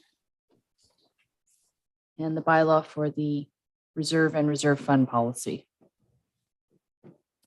Yes, so this is brought back from direction given at Committee of the Whole. Just one minor housekeeping item under Schedule B, obligatory reserves. We've now included the perpetual care and maintenance reserve, and that there is an existing reserve and it is statutory. It's governed by Regulation 30-11 and also known through the Bereavement Authority of Ontario. Okay, thank you for including that. And now, once we pass this bylaw, can you remind us of next steps of, then you'll be coming back with a recommendation of what to do with the reserves, how they're set up right now and how we'll just redistribute some of the funds? Yep, I'll put a report together for council on the realignment based on this current bylaw. Excellent, thank you. Just wanted to confirm that. Okay, mover and a seconder, please. Councillor Wood Roberts and Councillor Smith. Question no also. Councillor Smith. Yeah, just a quick question. As we discussed at Committee of the Whole, the cash and investment policy that we have in place is inadequate. When will we be getting a report regarding the investment of the funds that are in reserves now and the cash that we have on hand? Barbara, did you want to answer that? Or? Yes, well, it is a project that staff will be embarking on.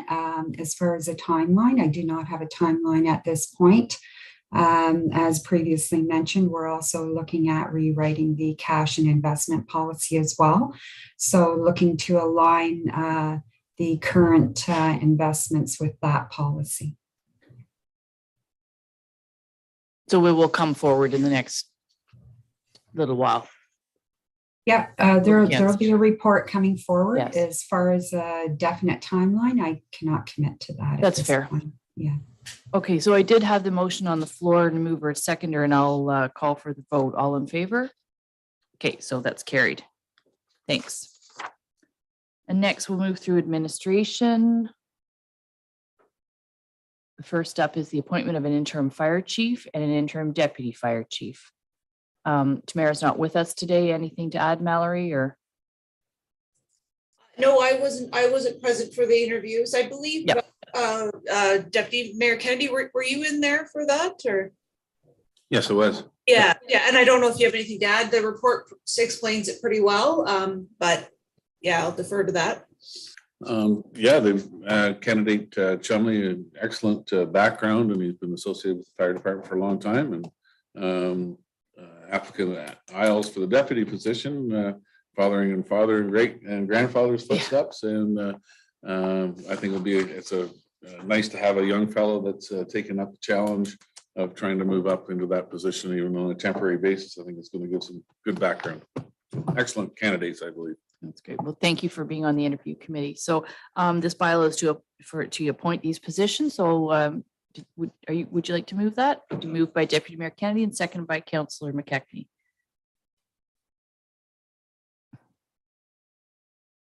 Be resolved that bylaw 2022-67 being a bylaw to appoint an interim fire chief, Dan Chumley, and bylaw 2022-68 being a bylaw to appoint an interim deputy fire chief, Chris Isles, be read a first, second, and third time, passed, signed, and the corporate seal attached hereto. All in favor? Okay, that's carried, and congratulations to those two. Next, we have a position of plans examiner. Tamara's not here to speak to it, but the report is there. So I can probably field some questions as well, or Mallory. The report's fairly straightforward, so I'll just look to see if there's any questions. Our building department is growing, and we can see that every year over year, when we just look at all the statistics that are continually brought forward to us in terms of the building permits, et cetera, it's growing and will only continue to do so. This is no 1 or 2 year thing. We can, especially with some larger builds coming forward. Councillor Clark, did you want to comment? Yeah, I think, to support just the amount of work and the complexity of the work, I think this position is critical for us to be able to maintain the service levels for this department. Okay.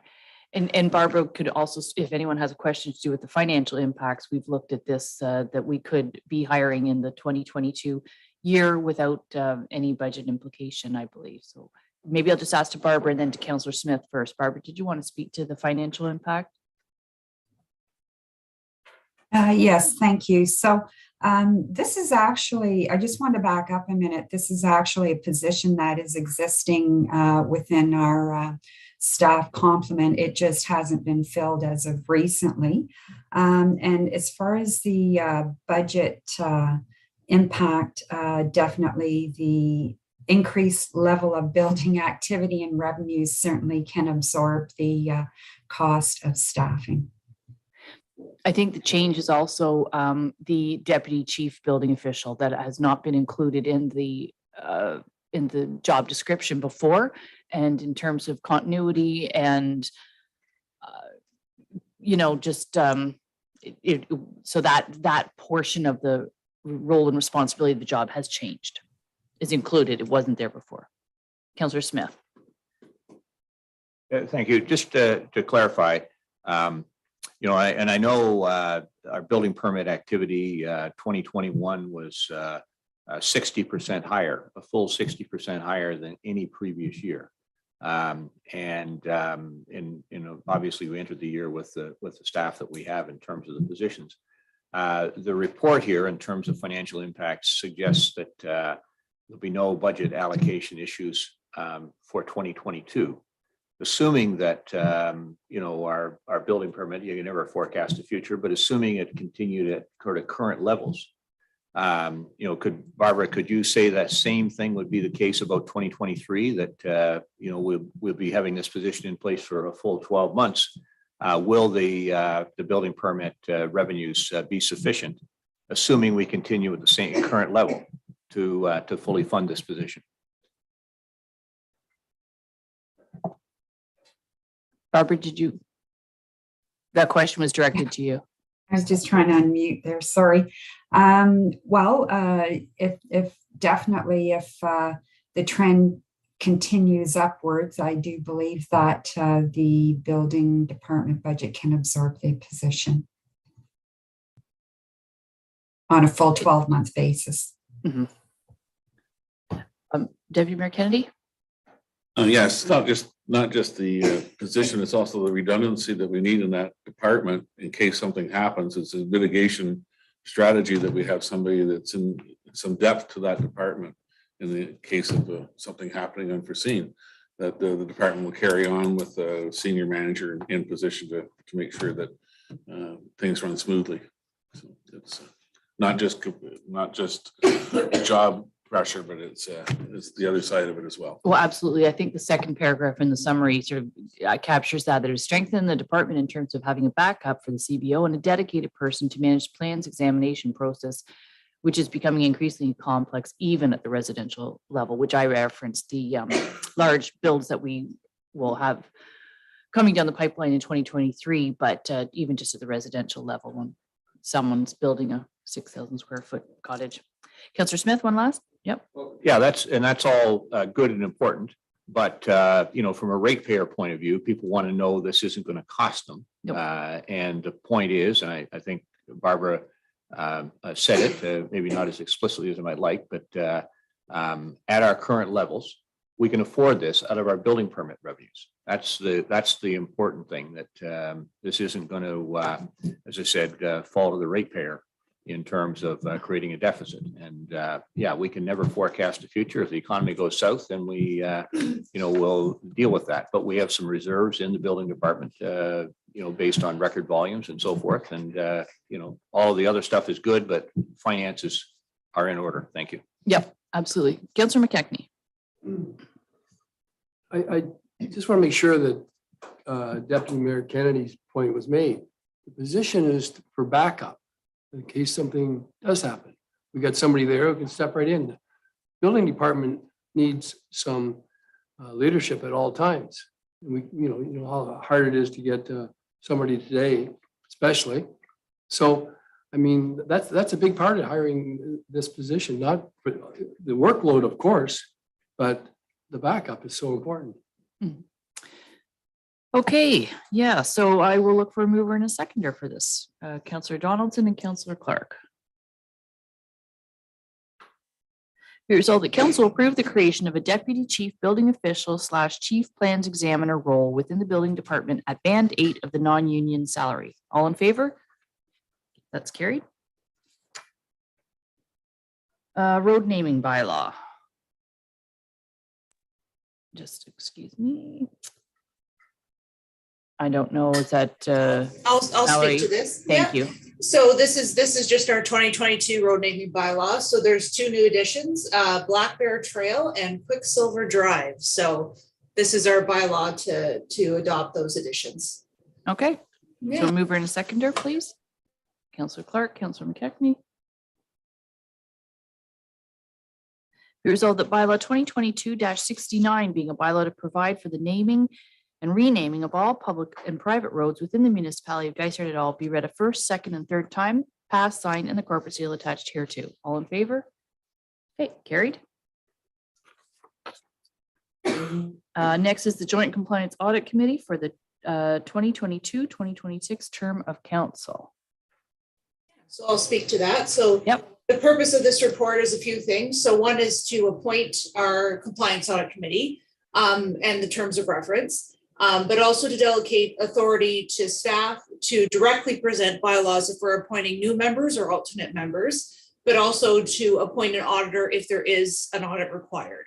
As you can see, of course, you would all know that if someone thinks there's a problem with campaign finances, they can request an audit. So this compliance audit committee is its own body outside of council that reviews that. The report goes through the eligibility criteria. So obviously it can't be employees in a municipality, can't be a current member of council or someone who's a candidate. And then there's 3 members that have come forward or applications. John Rogers, Sharon Brinkos, and Donna McCallum. And this committee is a joint effort with Minden and Algonquin Highlands and Highlands East. So it's a joint committee serving the whole county. So we'll all be pushing forward the same terms of reference and appointees as well. So any questions, I'm happy to answer them. Okay, and you say, so it actually goes to the whole term because something can come up at any time during that entire term. Yes, so they serve the entire term, and then when the next election rolls around, we'll appoint a new. Yeah. It's not just for the election. Okay, any questions on that? Thank those members or the public who put their name forward. That's fantastic. So I'll look for mover seconder. Councillor Donaldson, Deputy Mayor Kennedy. Be it resolved that bylaw 2022-70 being a bylaw to appoint members and establish the terms of reference for the Joint Compliance Audit Committee for the 2022-2026 term of council be read a first, second, third time, passed, signed, and the corporate seal attached here too. And further that the clerk, in consultation with the clerks in other local municipalities in Haliburton County, be provided delegated authority to present bylaws to appoint any future member or alternate members to the Joint Compliance Audit Committee directly to council for the 2022-2026 term as required. And further, that the clerk be authorized in consultation with the CAO to select and appoint an auditor licensed under the Public Accounting Act 2004, if required, for the purpose of conducting an audit in response to an application received by the Joint Compliance Audit Committee. All in favor? Okay, carried. And next is, well, we had a petition this morning, so Mallory, take us through this next. We did. So we've recently we've had members of the public. They're looking to kind of engage effectively with council. So they're looking for more guidelines on things like petitions or also correspondence with council. So this proposed amendment to the procedural bylaw kind of gives more perspective on what we would require or what is not appropriate to be on a council table, and then actually just goes through petition guidelines as well. So in researching what other areas do, as long as they define what they require in a petition, then you can have more consistency with how they arrive at the council table, and it's better. It's a better guide for members of the public. So because our procedural bylaw says that it has to be presented to the previous council meeting before you pass it, this would be the notification that we're asking for amendments to come through. So I'll go through some of the ones that I've added. I'm also going to add things to the website that kind of better direct people who are making delegations as well, so they know the best way to speak and how you speak through the chair, and just so they have more information when they're signing up. So some important things to note. I've added, and most places seem to do this, circumstances where you would refuse to replace certain correspondence. So if it's current litigation or if it involves a current claim, we're not discussing it at the public table. If it's a complaint that is administrative in nature, but staff haven't heard about it yet, it should probably go through staff first. If it's completely out of the jurisdiction of council, that wouldn't go on the meeting. So I've added a few points under that section. For petitions, because they could come out of left field when you receive them, a lot of places make sure the motions that follow a petition are standard. So council will receive it. They'll direct it to go to a committee or a member of staff, or they'll direct for a report to come back. So that's been labeled in here too. It's defined that petitions are not private going forward. So if you sign a petition, you're signing that you know it's going to be on a public agenda and that people will see. And then basically saying that they have to contain original signatures, and then also they have to give some sort of contact information. It doesn't have to be their address, but it should be an email address or something so we can identify who these people are. So that's kind of the gist of the suggested amendments. I'm happy to take questions. Again, a lot of this was just following what other areas are doing because they've already addressed this. So any questions, please let me know. Okay, I'll open it up to questions on this. Councillor Smith.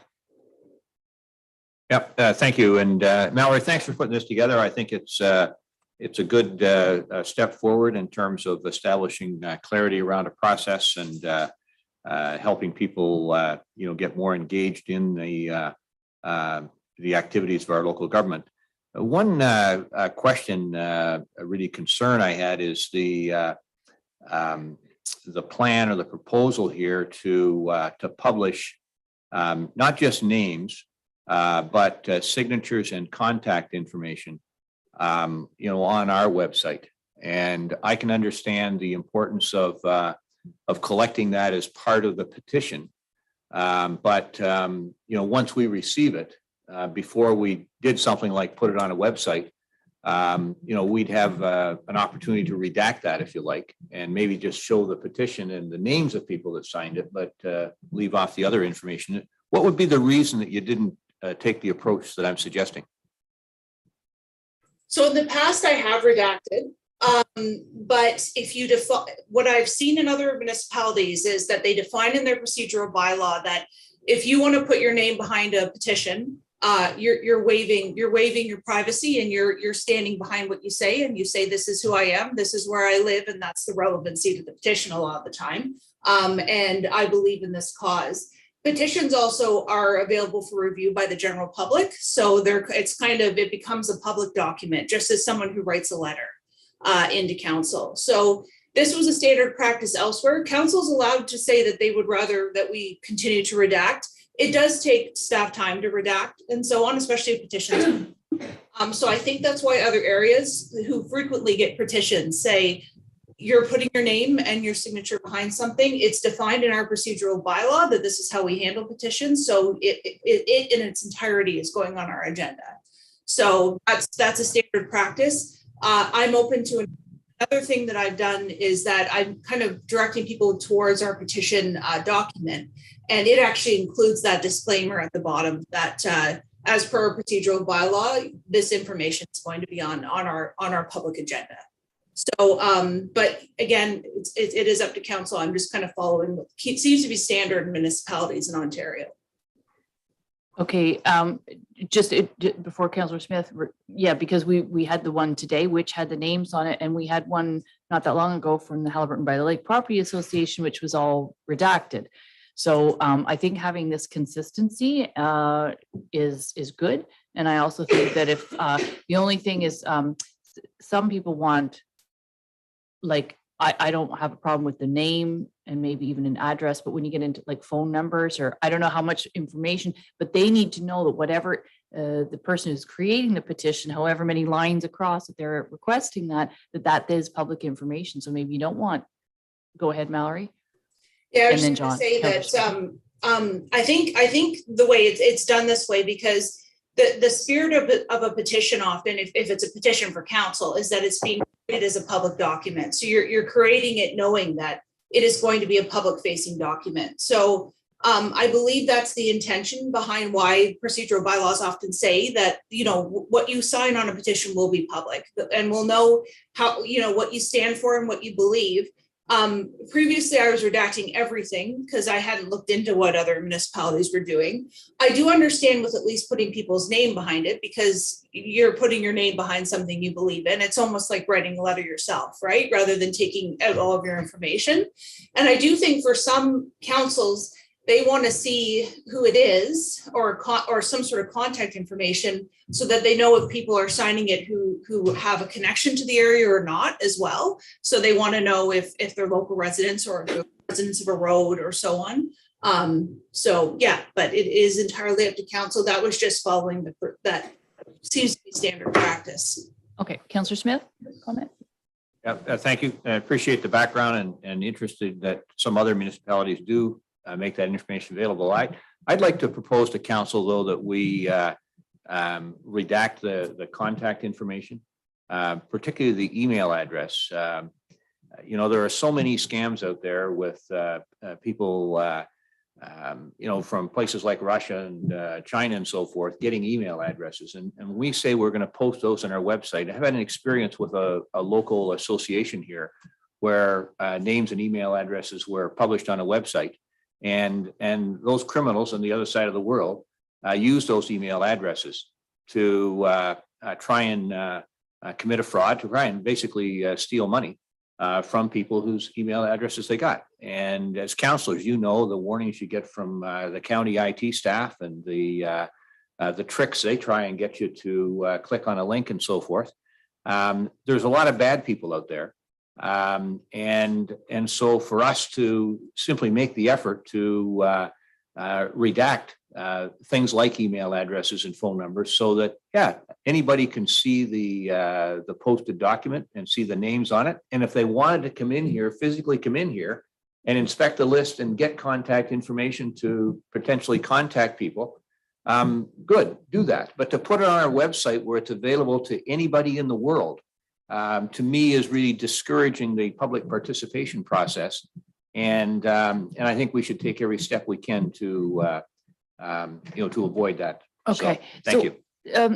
Hang on a sec, Councillor Clark. Maybe I can't even speak. Too much sugar. We had cake at our break. Purpose of the petition. So on that page, perhaps it could just be, because we're doing this template, is just name and signature. And then it's up to the person who's the or collect, or whoever's, instigating the petition, if they want to have a further document that has person's phone number and email, maybe they want to create an email group, maybe they want to create, that could be separate, but we could just do name and signature. Mallory, and then to Councillor Clark. I think that most municipalities require contact information so you can verify that it's a real person. So I could write, I don't know, I'm not going to make up a fake name because I'm going to name someone I know, but I can make up a fake name and make a signature and then not put contact information. And I could add about 20 signatures. I'm sure they'd be really nice names too. So the point of asking for an email address or where you live is to say, okay, this is a real person. They didn't infill this. They actually went out and they got signatures. So it is possible to redact, but I would encourage council to still collect it just to verify some sort of contact, just to know that. And I'm not saying people are going to be disingenuous. It's just a way to ensure that you have someone on that page. So when you're saying contact information, it could be address or email. Yeah, so it could be, so in what I've written so far is mailing address, valid email address, so you can't put a fake one on the form. We could kind of amend what we put in the procedural bylaw to say that the clerk will only redact contact information, if that makes sense. But council is asking for it to ensure that this is a person. Okay, Councillor Clark was next. Yeah, the standard form is good, but I think there's got to be something maybe just to identify community, not necessarily contact information published, but if somebody's in Halliburton or West Guilford or wherever, that's got more relevance to a particular issue. So it's nice to be able to see if somebody's from Scarborough and they're commenting with something in West Guilford, we don't care. But if I see what you're saying. yeah, Unless they own a it's just, cottage here. you're looking Yes. for local ratepayers, you want Right. accountability Okay, for whatever they're motioning. so where do we want to go? Mallory's got a So point, just and community as opposed to. I was just going to say that I didn't include it in our version, but because we're such a seasonal area, but some municipalities only allow petitions from their residents. But I didn't think that because we're such a tourist town as well, we might be interested in what visitors want or input from visitors as well. So even if they don't own property in the area. So I didn't include that, but that is something that some places include. They say, we want to hear from our residents. We don't want to hear from someone that, was asked by someone on the internet to sign something. You know what I mean? So that's kind of the line they draw. Something could be added to say, your primary ad. I don't know how we would do it, but we could add something to identify where they're from. But some petitions are of interest to visitors to the area who love the area as well. So that's why I didn't put it that way. But again, that's up to council. I'm going to look to see what the will of the rest of council is. Presented as Mallory has, with contact information, with the caveat at the end that says this petition may be placed in its entirety on the municipal website, including contact information of each signer. It is a responsibility of the petition organizers to advise signatories that their name, signature, and contact information will become part of the public record. So that's what's been proposed. That's what we have. And Councillor Wood Roberts. I would prefer that is all supplied to the municipality, but then, like Mr. Smith suggested, redact their personal contact information, because it's not fair to have that out there for other people to troll. Okay. So it just says may be placed. Mallory? I can amend this to say that we will redact the contact information only. But when we pass our resolution today, just so we can make that notice period, we can say as amended when we read it, and I'll take note and amend it. So just to be clear with what Councillor Wood Roberts was saying, that it will come to the council in full form with contact information, but when we release it to the public on a public agenda, that the name and the signature, but not the mailing address or email address, would be public. Okay, is everyone happy with that when we say as amended? Councillor Clark? When we receive it as part of our council package, which is public information, it's already published in a form that people can read, so it's going to have to somehow be adapted. Well, that's what we're suggesting. So the clerk would actually receive it in its full form, which she has as an example with the Halliburton by the Lake one.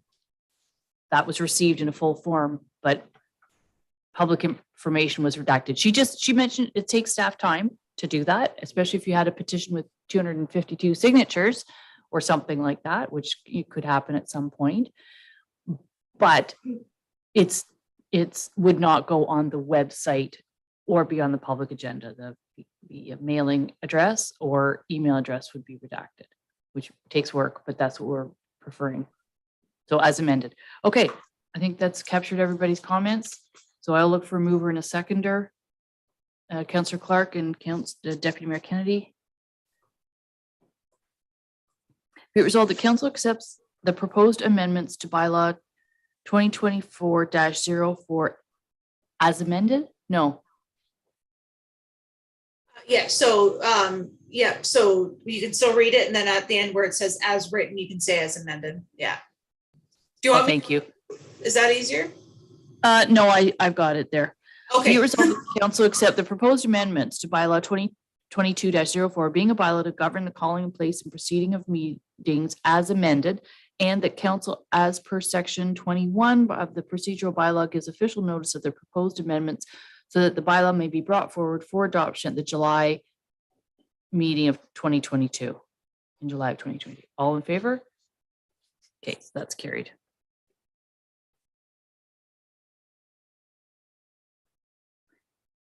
Okay. A request from Tipples North, excuse me. Yeah, so I'll give a little brief summary of this. So as council is aware, they approved for full service restaurants basically on Highland Street to make use of municipal parking spaces. So that was back in February when the BIA was involved in asking their members and so on. Tipples North Incorporated is a newer establishment. They currently sell gelato.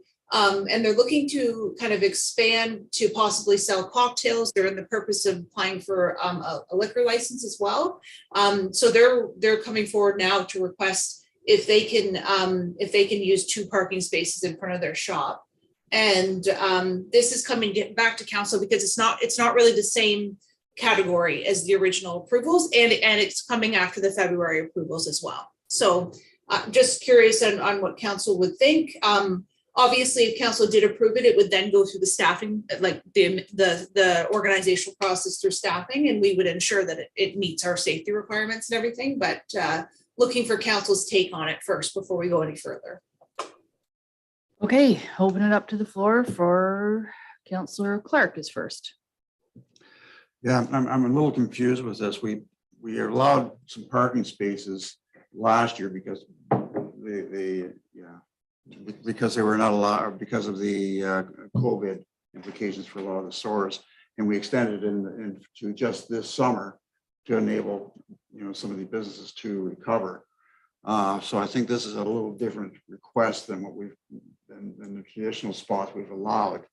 The other thing is there's some concerns by the sounds of it from the BIA, and I'd like to have some input from the BIA before I make a decision on this. Okay, thanks, Councillor Clark. And just to clarify, so it's through the AGCO that we were able to extend the license into non-licensed property, onto municipal property. So the AGCO gave us permission to do that. Then we still had to actually decide whether we wanted to. So for the last 2 years plus this year included, one of the restaurants did not take up the offer because they don't have enough staff to do that. And it was for full service restaurants. So it's because of the liquor license. This is not a full service restaurant. It's just a gelato and shop store. Councillor Smith had his hand up next. Yeah, thank you. This is for this summer only, consistent with the others, and we'd have another decision to make, next winter or spring with regard to 2023. And although this is is a newer business, they are open now, and I don't know whether they've got their liquor license. They've said they've made an application for it. That'll be up to somebody else to decide whether they're going to get a liquor license. But I have no issue with giving them a couple of parking spaces consistent with what we've provided to other food service establishments in town. And the only concern I had was that in the narrative or the correspondence there, they mentioned having live music. Well, if they're going to have live music, that would have to be inside their building. It couldn't be out on the street. But to me, this is a sensible thing to do. It's consistent with how we've treated other businesses, and it's supportive of a new business, and frankly would provide some life and vitality to the downtown corridor. Thank you. Okay, it is a great little new business, and we definitely want to support business, but it is not a full service restaurant. So therein lies the difference. It's not the consistency. We also have a pizza place and a Subway restaurant that are not eligible. What if they request that they like patio space? So that's why I'm a little hesitant. The whole purpose was restaurants in particular, that where they, full service restaurants were hit very, very hard in COVID. That's why AGCO permitted this extension. So I'm a little hesitant because we do have other places that sell ice cream or pizza or sandwiches that we would not only have, well, the whole parking issue is already a complication. So there's I'd like to hear then from other councillors. Councillor McKechnie next. Yeah, needless to say, the Liquor Control Board, they're going to determine whether they're going to get a license or not. They're going to have to serve some type of food or like some type of a menu. So, I mean, for us to turn down this application, try to get some more business for the main street, and needless to say, the main street does need a little bit of a boost. So I think it's hard for us to say, this is just my opinion, for us to say no when the guys who give the license out they're probably going to say yes. And so I think we should wait and let them make the decision if they do get this license, because they're not just going to be able to sell strictly beer and wine out there in the street. I'm pretty sure there's going to have to be some type of a menu. At least that's what it was like when I was involved in restaurant business.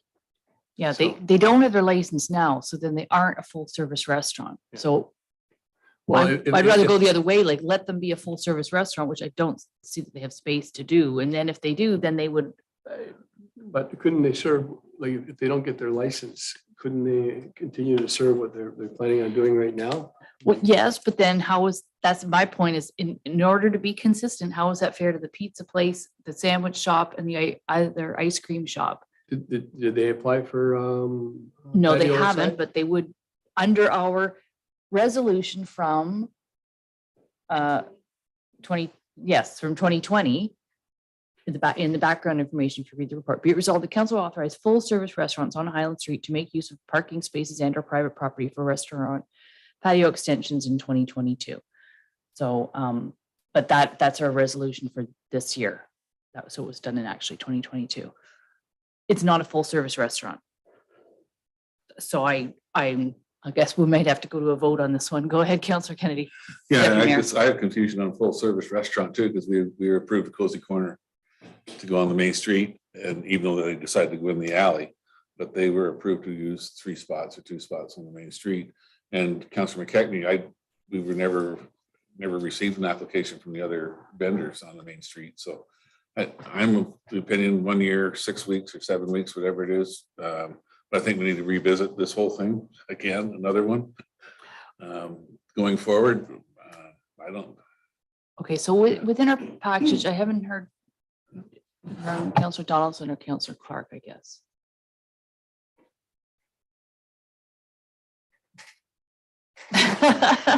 Yes. I'm not sure. I think that, I think it was Councillor Clark that said to check with the BIA, like, does it matter to them whether one has it and the other one doesn't? It doesn't follow the full menu. But if all the other businesses on the main street would welcome that because it's going to bring more people to the main street, then I would say yes. But if they're not for that, then I don't think that we can. So it's just, I think the BIA is the one that Well, and the only problem with that is the BIA doesn't meet during the summer because they're all working their tails off. So they don't meet again until either the end of August. So it definitely is our decision to make. And in our resolution package that we received from our clerk, there are 2 resolutions. One is the first one with the 4 conditions there. And the second one is to deny. So I think what I'm going to do, well, I don't know, someone can move or second whichever resolution, we'll take it to a vote. Go. Like, I'm not trying to, be argumentative here, but we can get into a full discussion here for a long time, and I don't want to do that. What's a full menu? Is it a sandwich menu or salad? What does the alcohol commission say? Well, this is what you're right.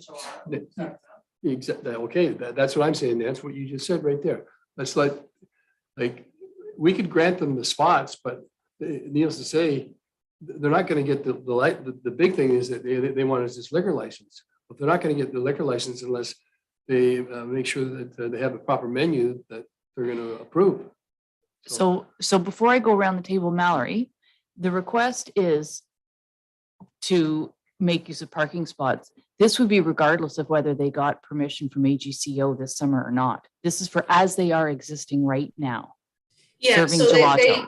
they would like to expand their patio either way. So To they serve gelato. Yeah, to serve desserts and gelato. And I think they are a very new place. So I think they plan to keep expanding what they offer. But currently gelato is what they serve. So I think in the immediate future, because they are in the process of submitting a liquor license, because they'd like to expand to cocktails as well, obviously. So in the immediate future, they want to use the parking spots to have a patio, just have a patio on the street. So it's regardless of whether they get approval from AGCO or not. It's as they are right now. And over here, they're applying. But it's They're set up doing a it patio concurrently. like next week if Yeah. they want, as they're operating. Councillor Smith had his hand up. Yeah, it's remarkable that we sit here debating whether to support a local business. So often for so long, we've heard about how difficult it is and to get a business going and keep it going in Haliburton. And this is obviously a seasonal business. They're going to find out in November that the demand for gelato is not that high. And in fact, whatever they're selling come November is going to be tough going. As Councillor McKechnie has said, there are others that rule regarding licensing. And so they'll have to deal with those regulations. But for us to provide the support they requested of allowing them to have the 2 parking spaces in front of their building, is just supporting a local business and giving them a chance in these early days to be successful and build a bit of a reserve or cushion that'll carry them through a winter season when times are going to be tougher. It shouldn't be that complicated, frankly. Let's support them, indicate that. And if the Subway shop or the pizza shop or the ice cream store that's next door, are interested in doing the same thing, well, they can make application to us and we'll deal with that at some point in the future.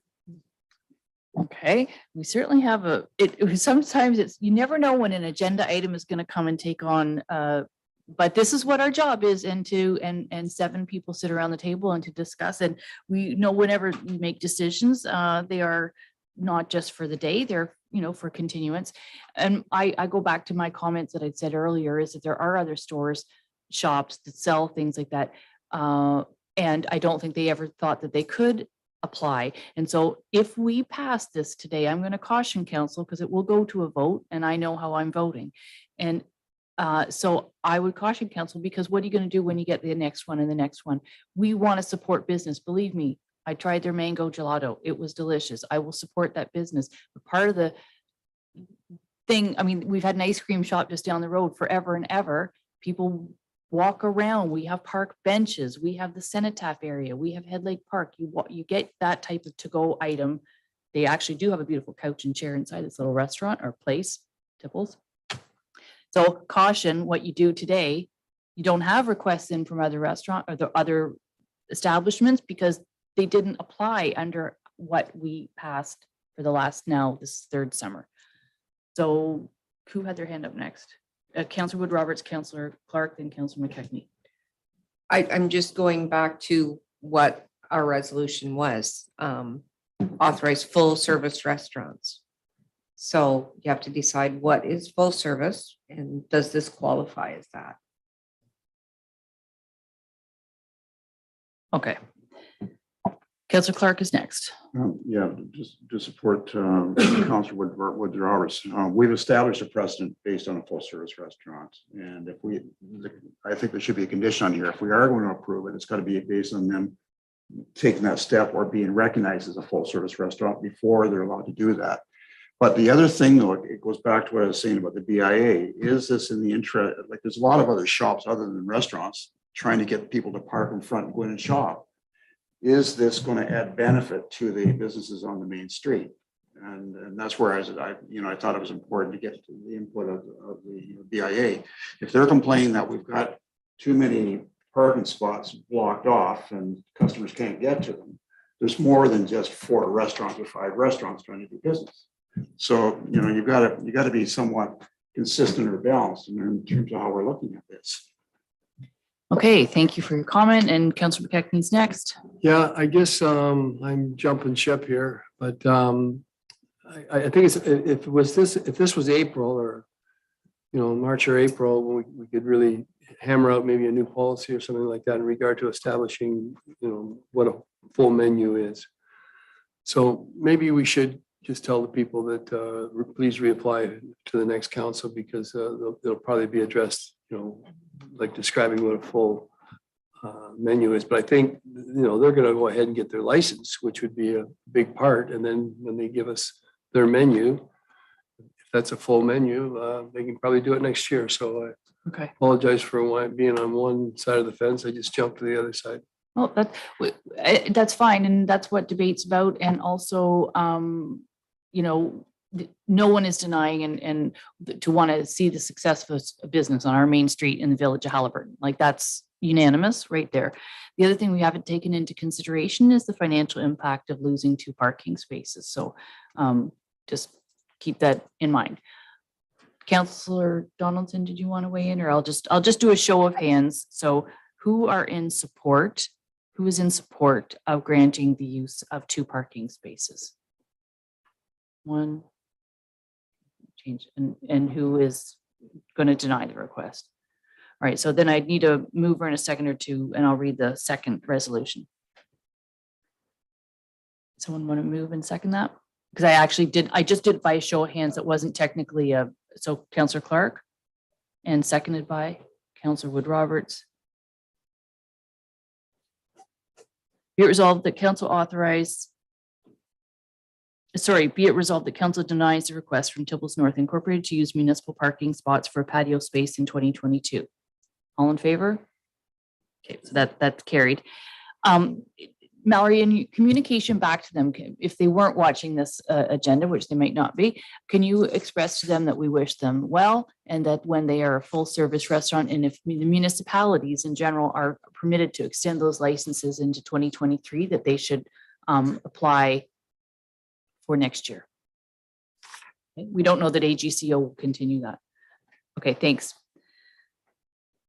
And lastly, in this section, we have a letter to council from the Hodsons. I don't know if any of you have, I was at the plaque unveiling. I spoke to the crowd that was gathered. It was an absolutely fabulous day, and everybody went, oh, wow, look at these and look at those. And we know the building is peeling, and when you paint a mural directly onto concrete, it can only last so long. Our arena staff did a fabulous job to prepare for those 2 events that day, for both the Sports Hall of Fame and this plaque unveiling. They completely painted the outside of the arena. But you can see from the letter here that Chris and Marie would like to have Cody's done by the same artist.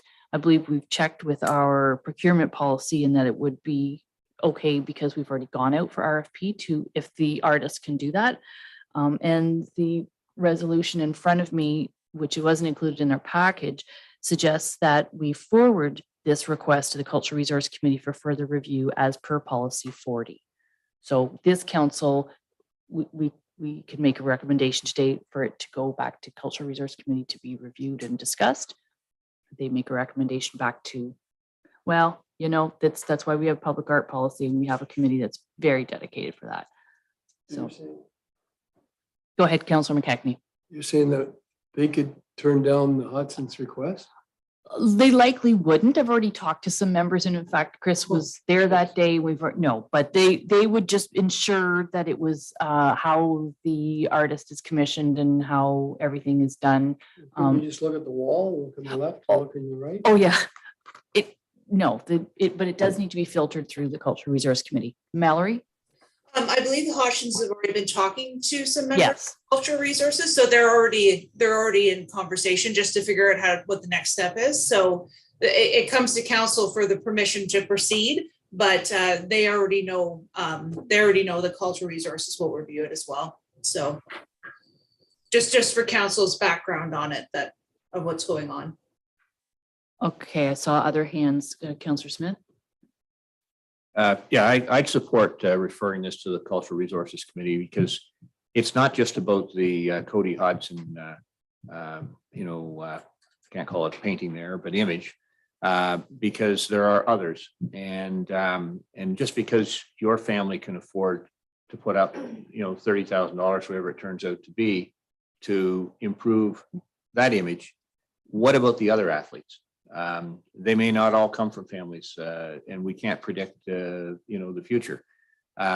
So the Cultural Resources Committee, came up with an approach. They created 2 wonderful images, but we've got 4 others that are older and decrepit in some respect, and we need a solution that works for all 4 as opposed to just one. And so that committee could have the discussions and potentially engage in fundraising and so forth. And I've talked to some of them also, and they've got some ideas. But it needs to go through some process, and that won't happen at this table. So I'd support referring to the Cultural Resources Committee. Thank you. Okay. Did you have your hand up? No? Okay. Sorry, I thought. Councillor Donaldson, do you know when we meet again in the Cultural Resource Committee? I thought it was. I know we did. We did just meet. So it must be August then. Yeah. I know the artist has even through one of the members of the Cultural Resource Committee, Jim Blake. I believe he was reaching out to the artist. So I think this is an extremely generous offer, and but it does need to be filtered through to make sure that we're following our Dysart's public art policy. So that's what the It's not $30,000. No, it's not. No. By the way, yeah, no. But there was, for instance, with the artist that did it now with the fundraising, the budget for fundraising was enough to cover the artist's transportation to and from, all kinds of other details that aren't, it isn't just buying the art. That was, she was here for 4 days and painting, doing touch-ups until 9 o'clock the night before on the 17th. So let's move. Yes. Okay. Sorry. Go ahead, Councillor Donaldson. Maybe can we also add this to recommend to the Cultural Committee, that maybe we should take it one step further and contact the other 3, because you just said transportation and accommodations and everything for the artist. Maybe one of the others would also like to do that, and it would keep the cost down if she was coming back for 2 more or 3 more instead of 1. So, Sure. Can we add that, Mallory? I think that will be discussed because that has been brought up from one of the other families. Maybe Councillor McKechnie has something to add to that. So what you're saying here is that we're going to turn down the Hodgson family for them to, they're the ones who are going to pay the money to have this. No, that's not miracle. what we're saying at all.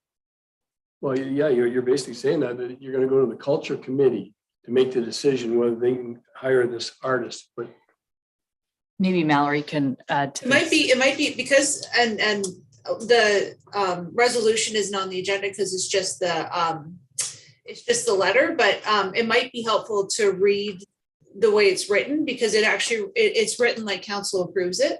But it Yes. sounds weird the way we're discussing it. Okay, I'll read the resolution, but then also Councillor Donaldson made the recommendation to further that the Cultural Resource Committee contact the other families or the other people of the other murals.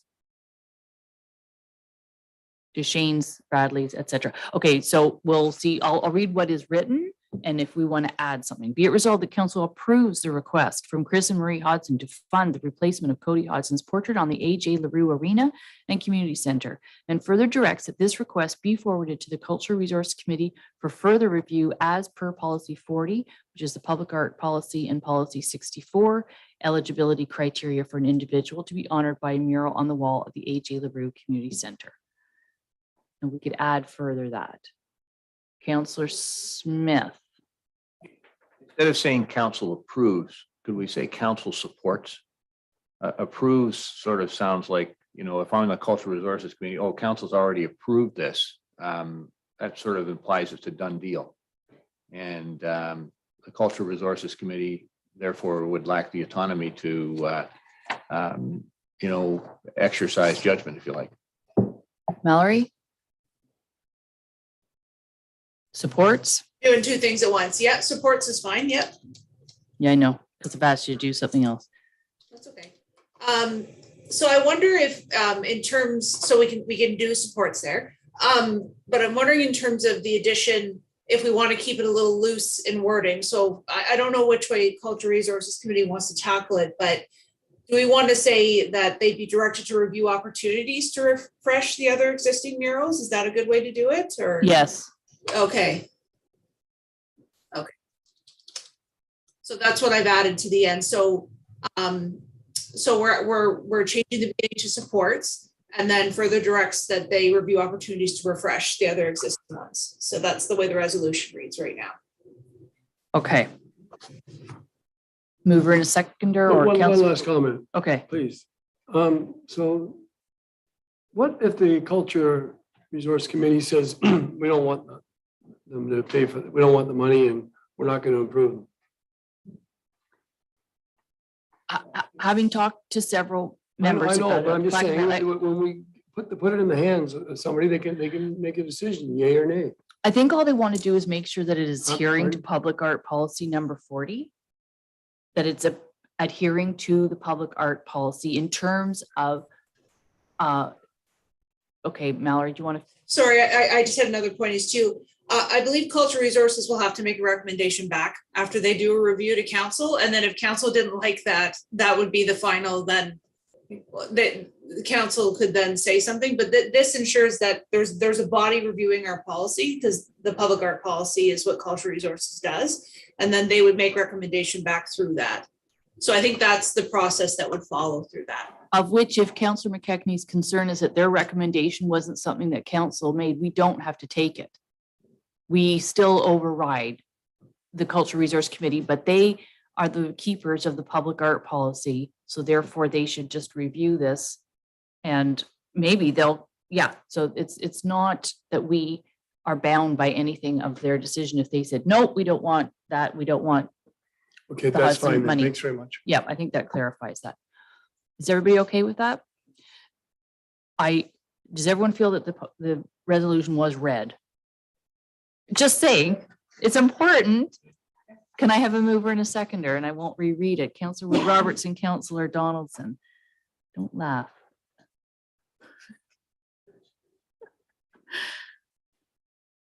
So you heard the resolution. All in favor? Okay, carried. It is an extremely generous offer. So last thing is committee of the whole minutes. Was there a change to those that came through? No, okay. So mover in a second. Councillor Donaldson, seconded by Councillor McKechnie. Be it resolved, the council acknowledges receipt of the draft minutes from the June 14, 2022 Committee of Whole as information. All in favor? Okay, that's carried. So that is everything for the open session of the meeting. I suggest we move into closed and then maybe we'll take a little lunch while we're in closed and we can start then whenever we want. Is that okay, Mel? Yep. So I will look for a mover and a seconder to go into closed. Councillor Wood Roberts and Councillor Donaldson. Be it resolved that council adjourn its regular meeting at 12:21 to discuss matters pursuant to section 239, section 2 of the Municipal Act 2001 as amended pertaining to personal matters about identifiable individual, including municipal or local board employees, a proposed disposition of land in the township of Dysart in industrial park property, and advice that is subject to solicitor-client privilege, including communications necessary for that purpose, which is the legal opinion on policy 32. All in favor? Okay. So that's carried. So we are into closed session and we'll take a lunch break once we get off screen.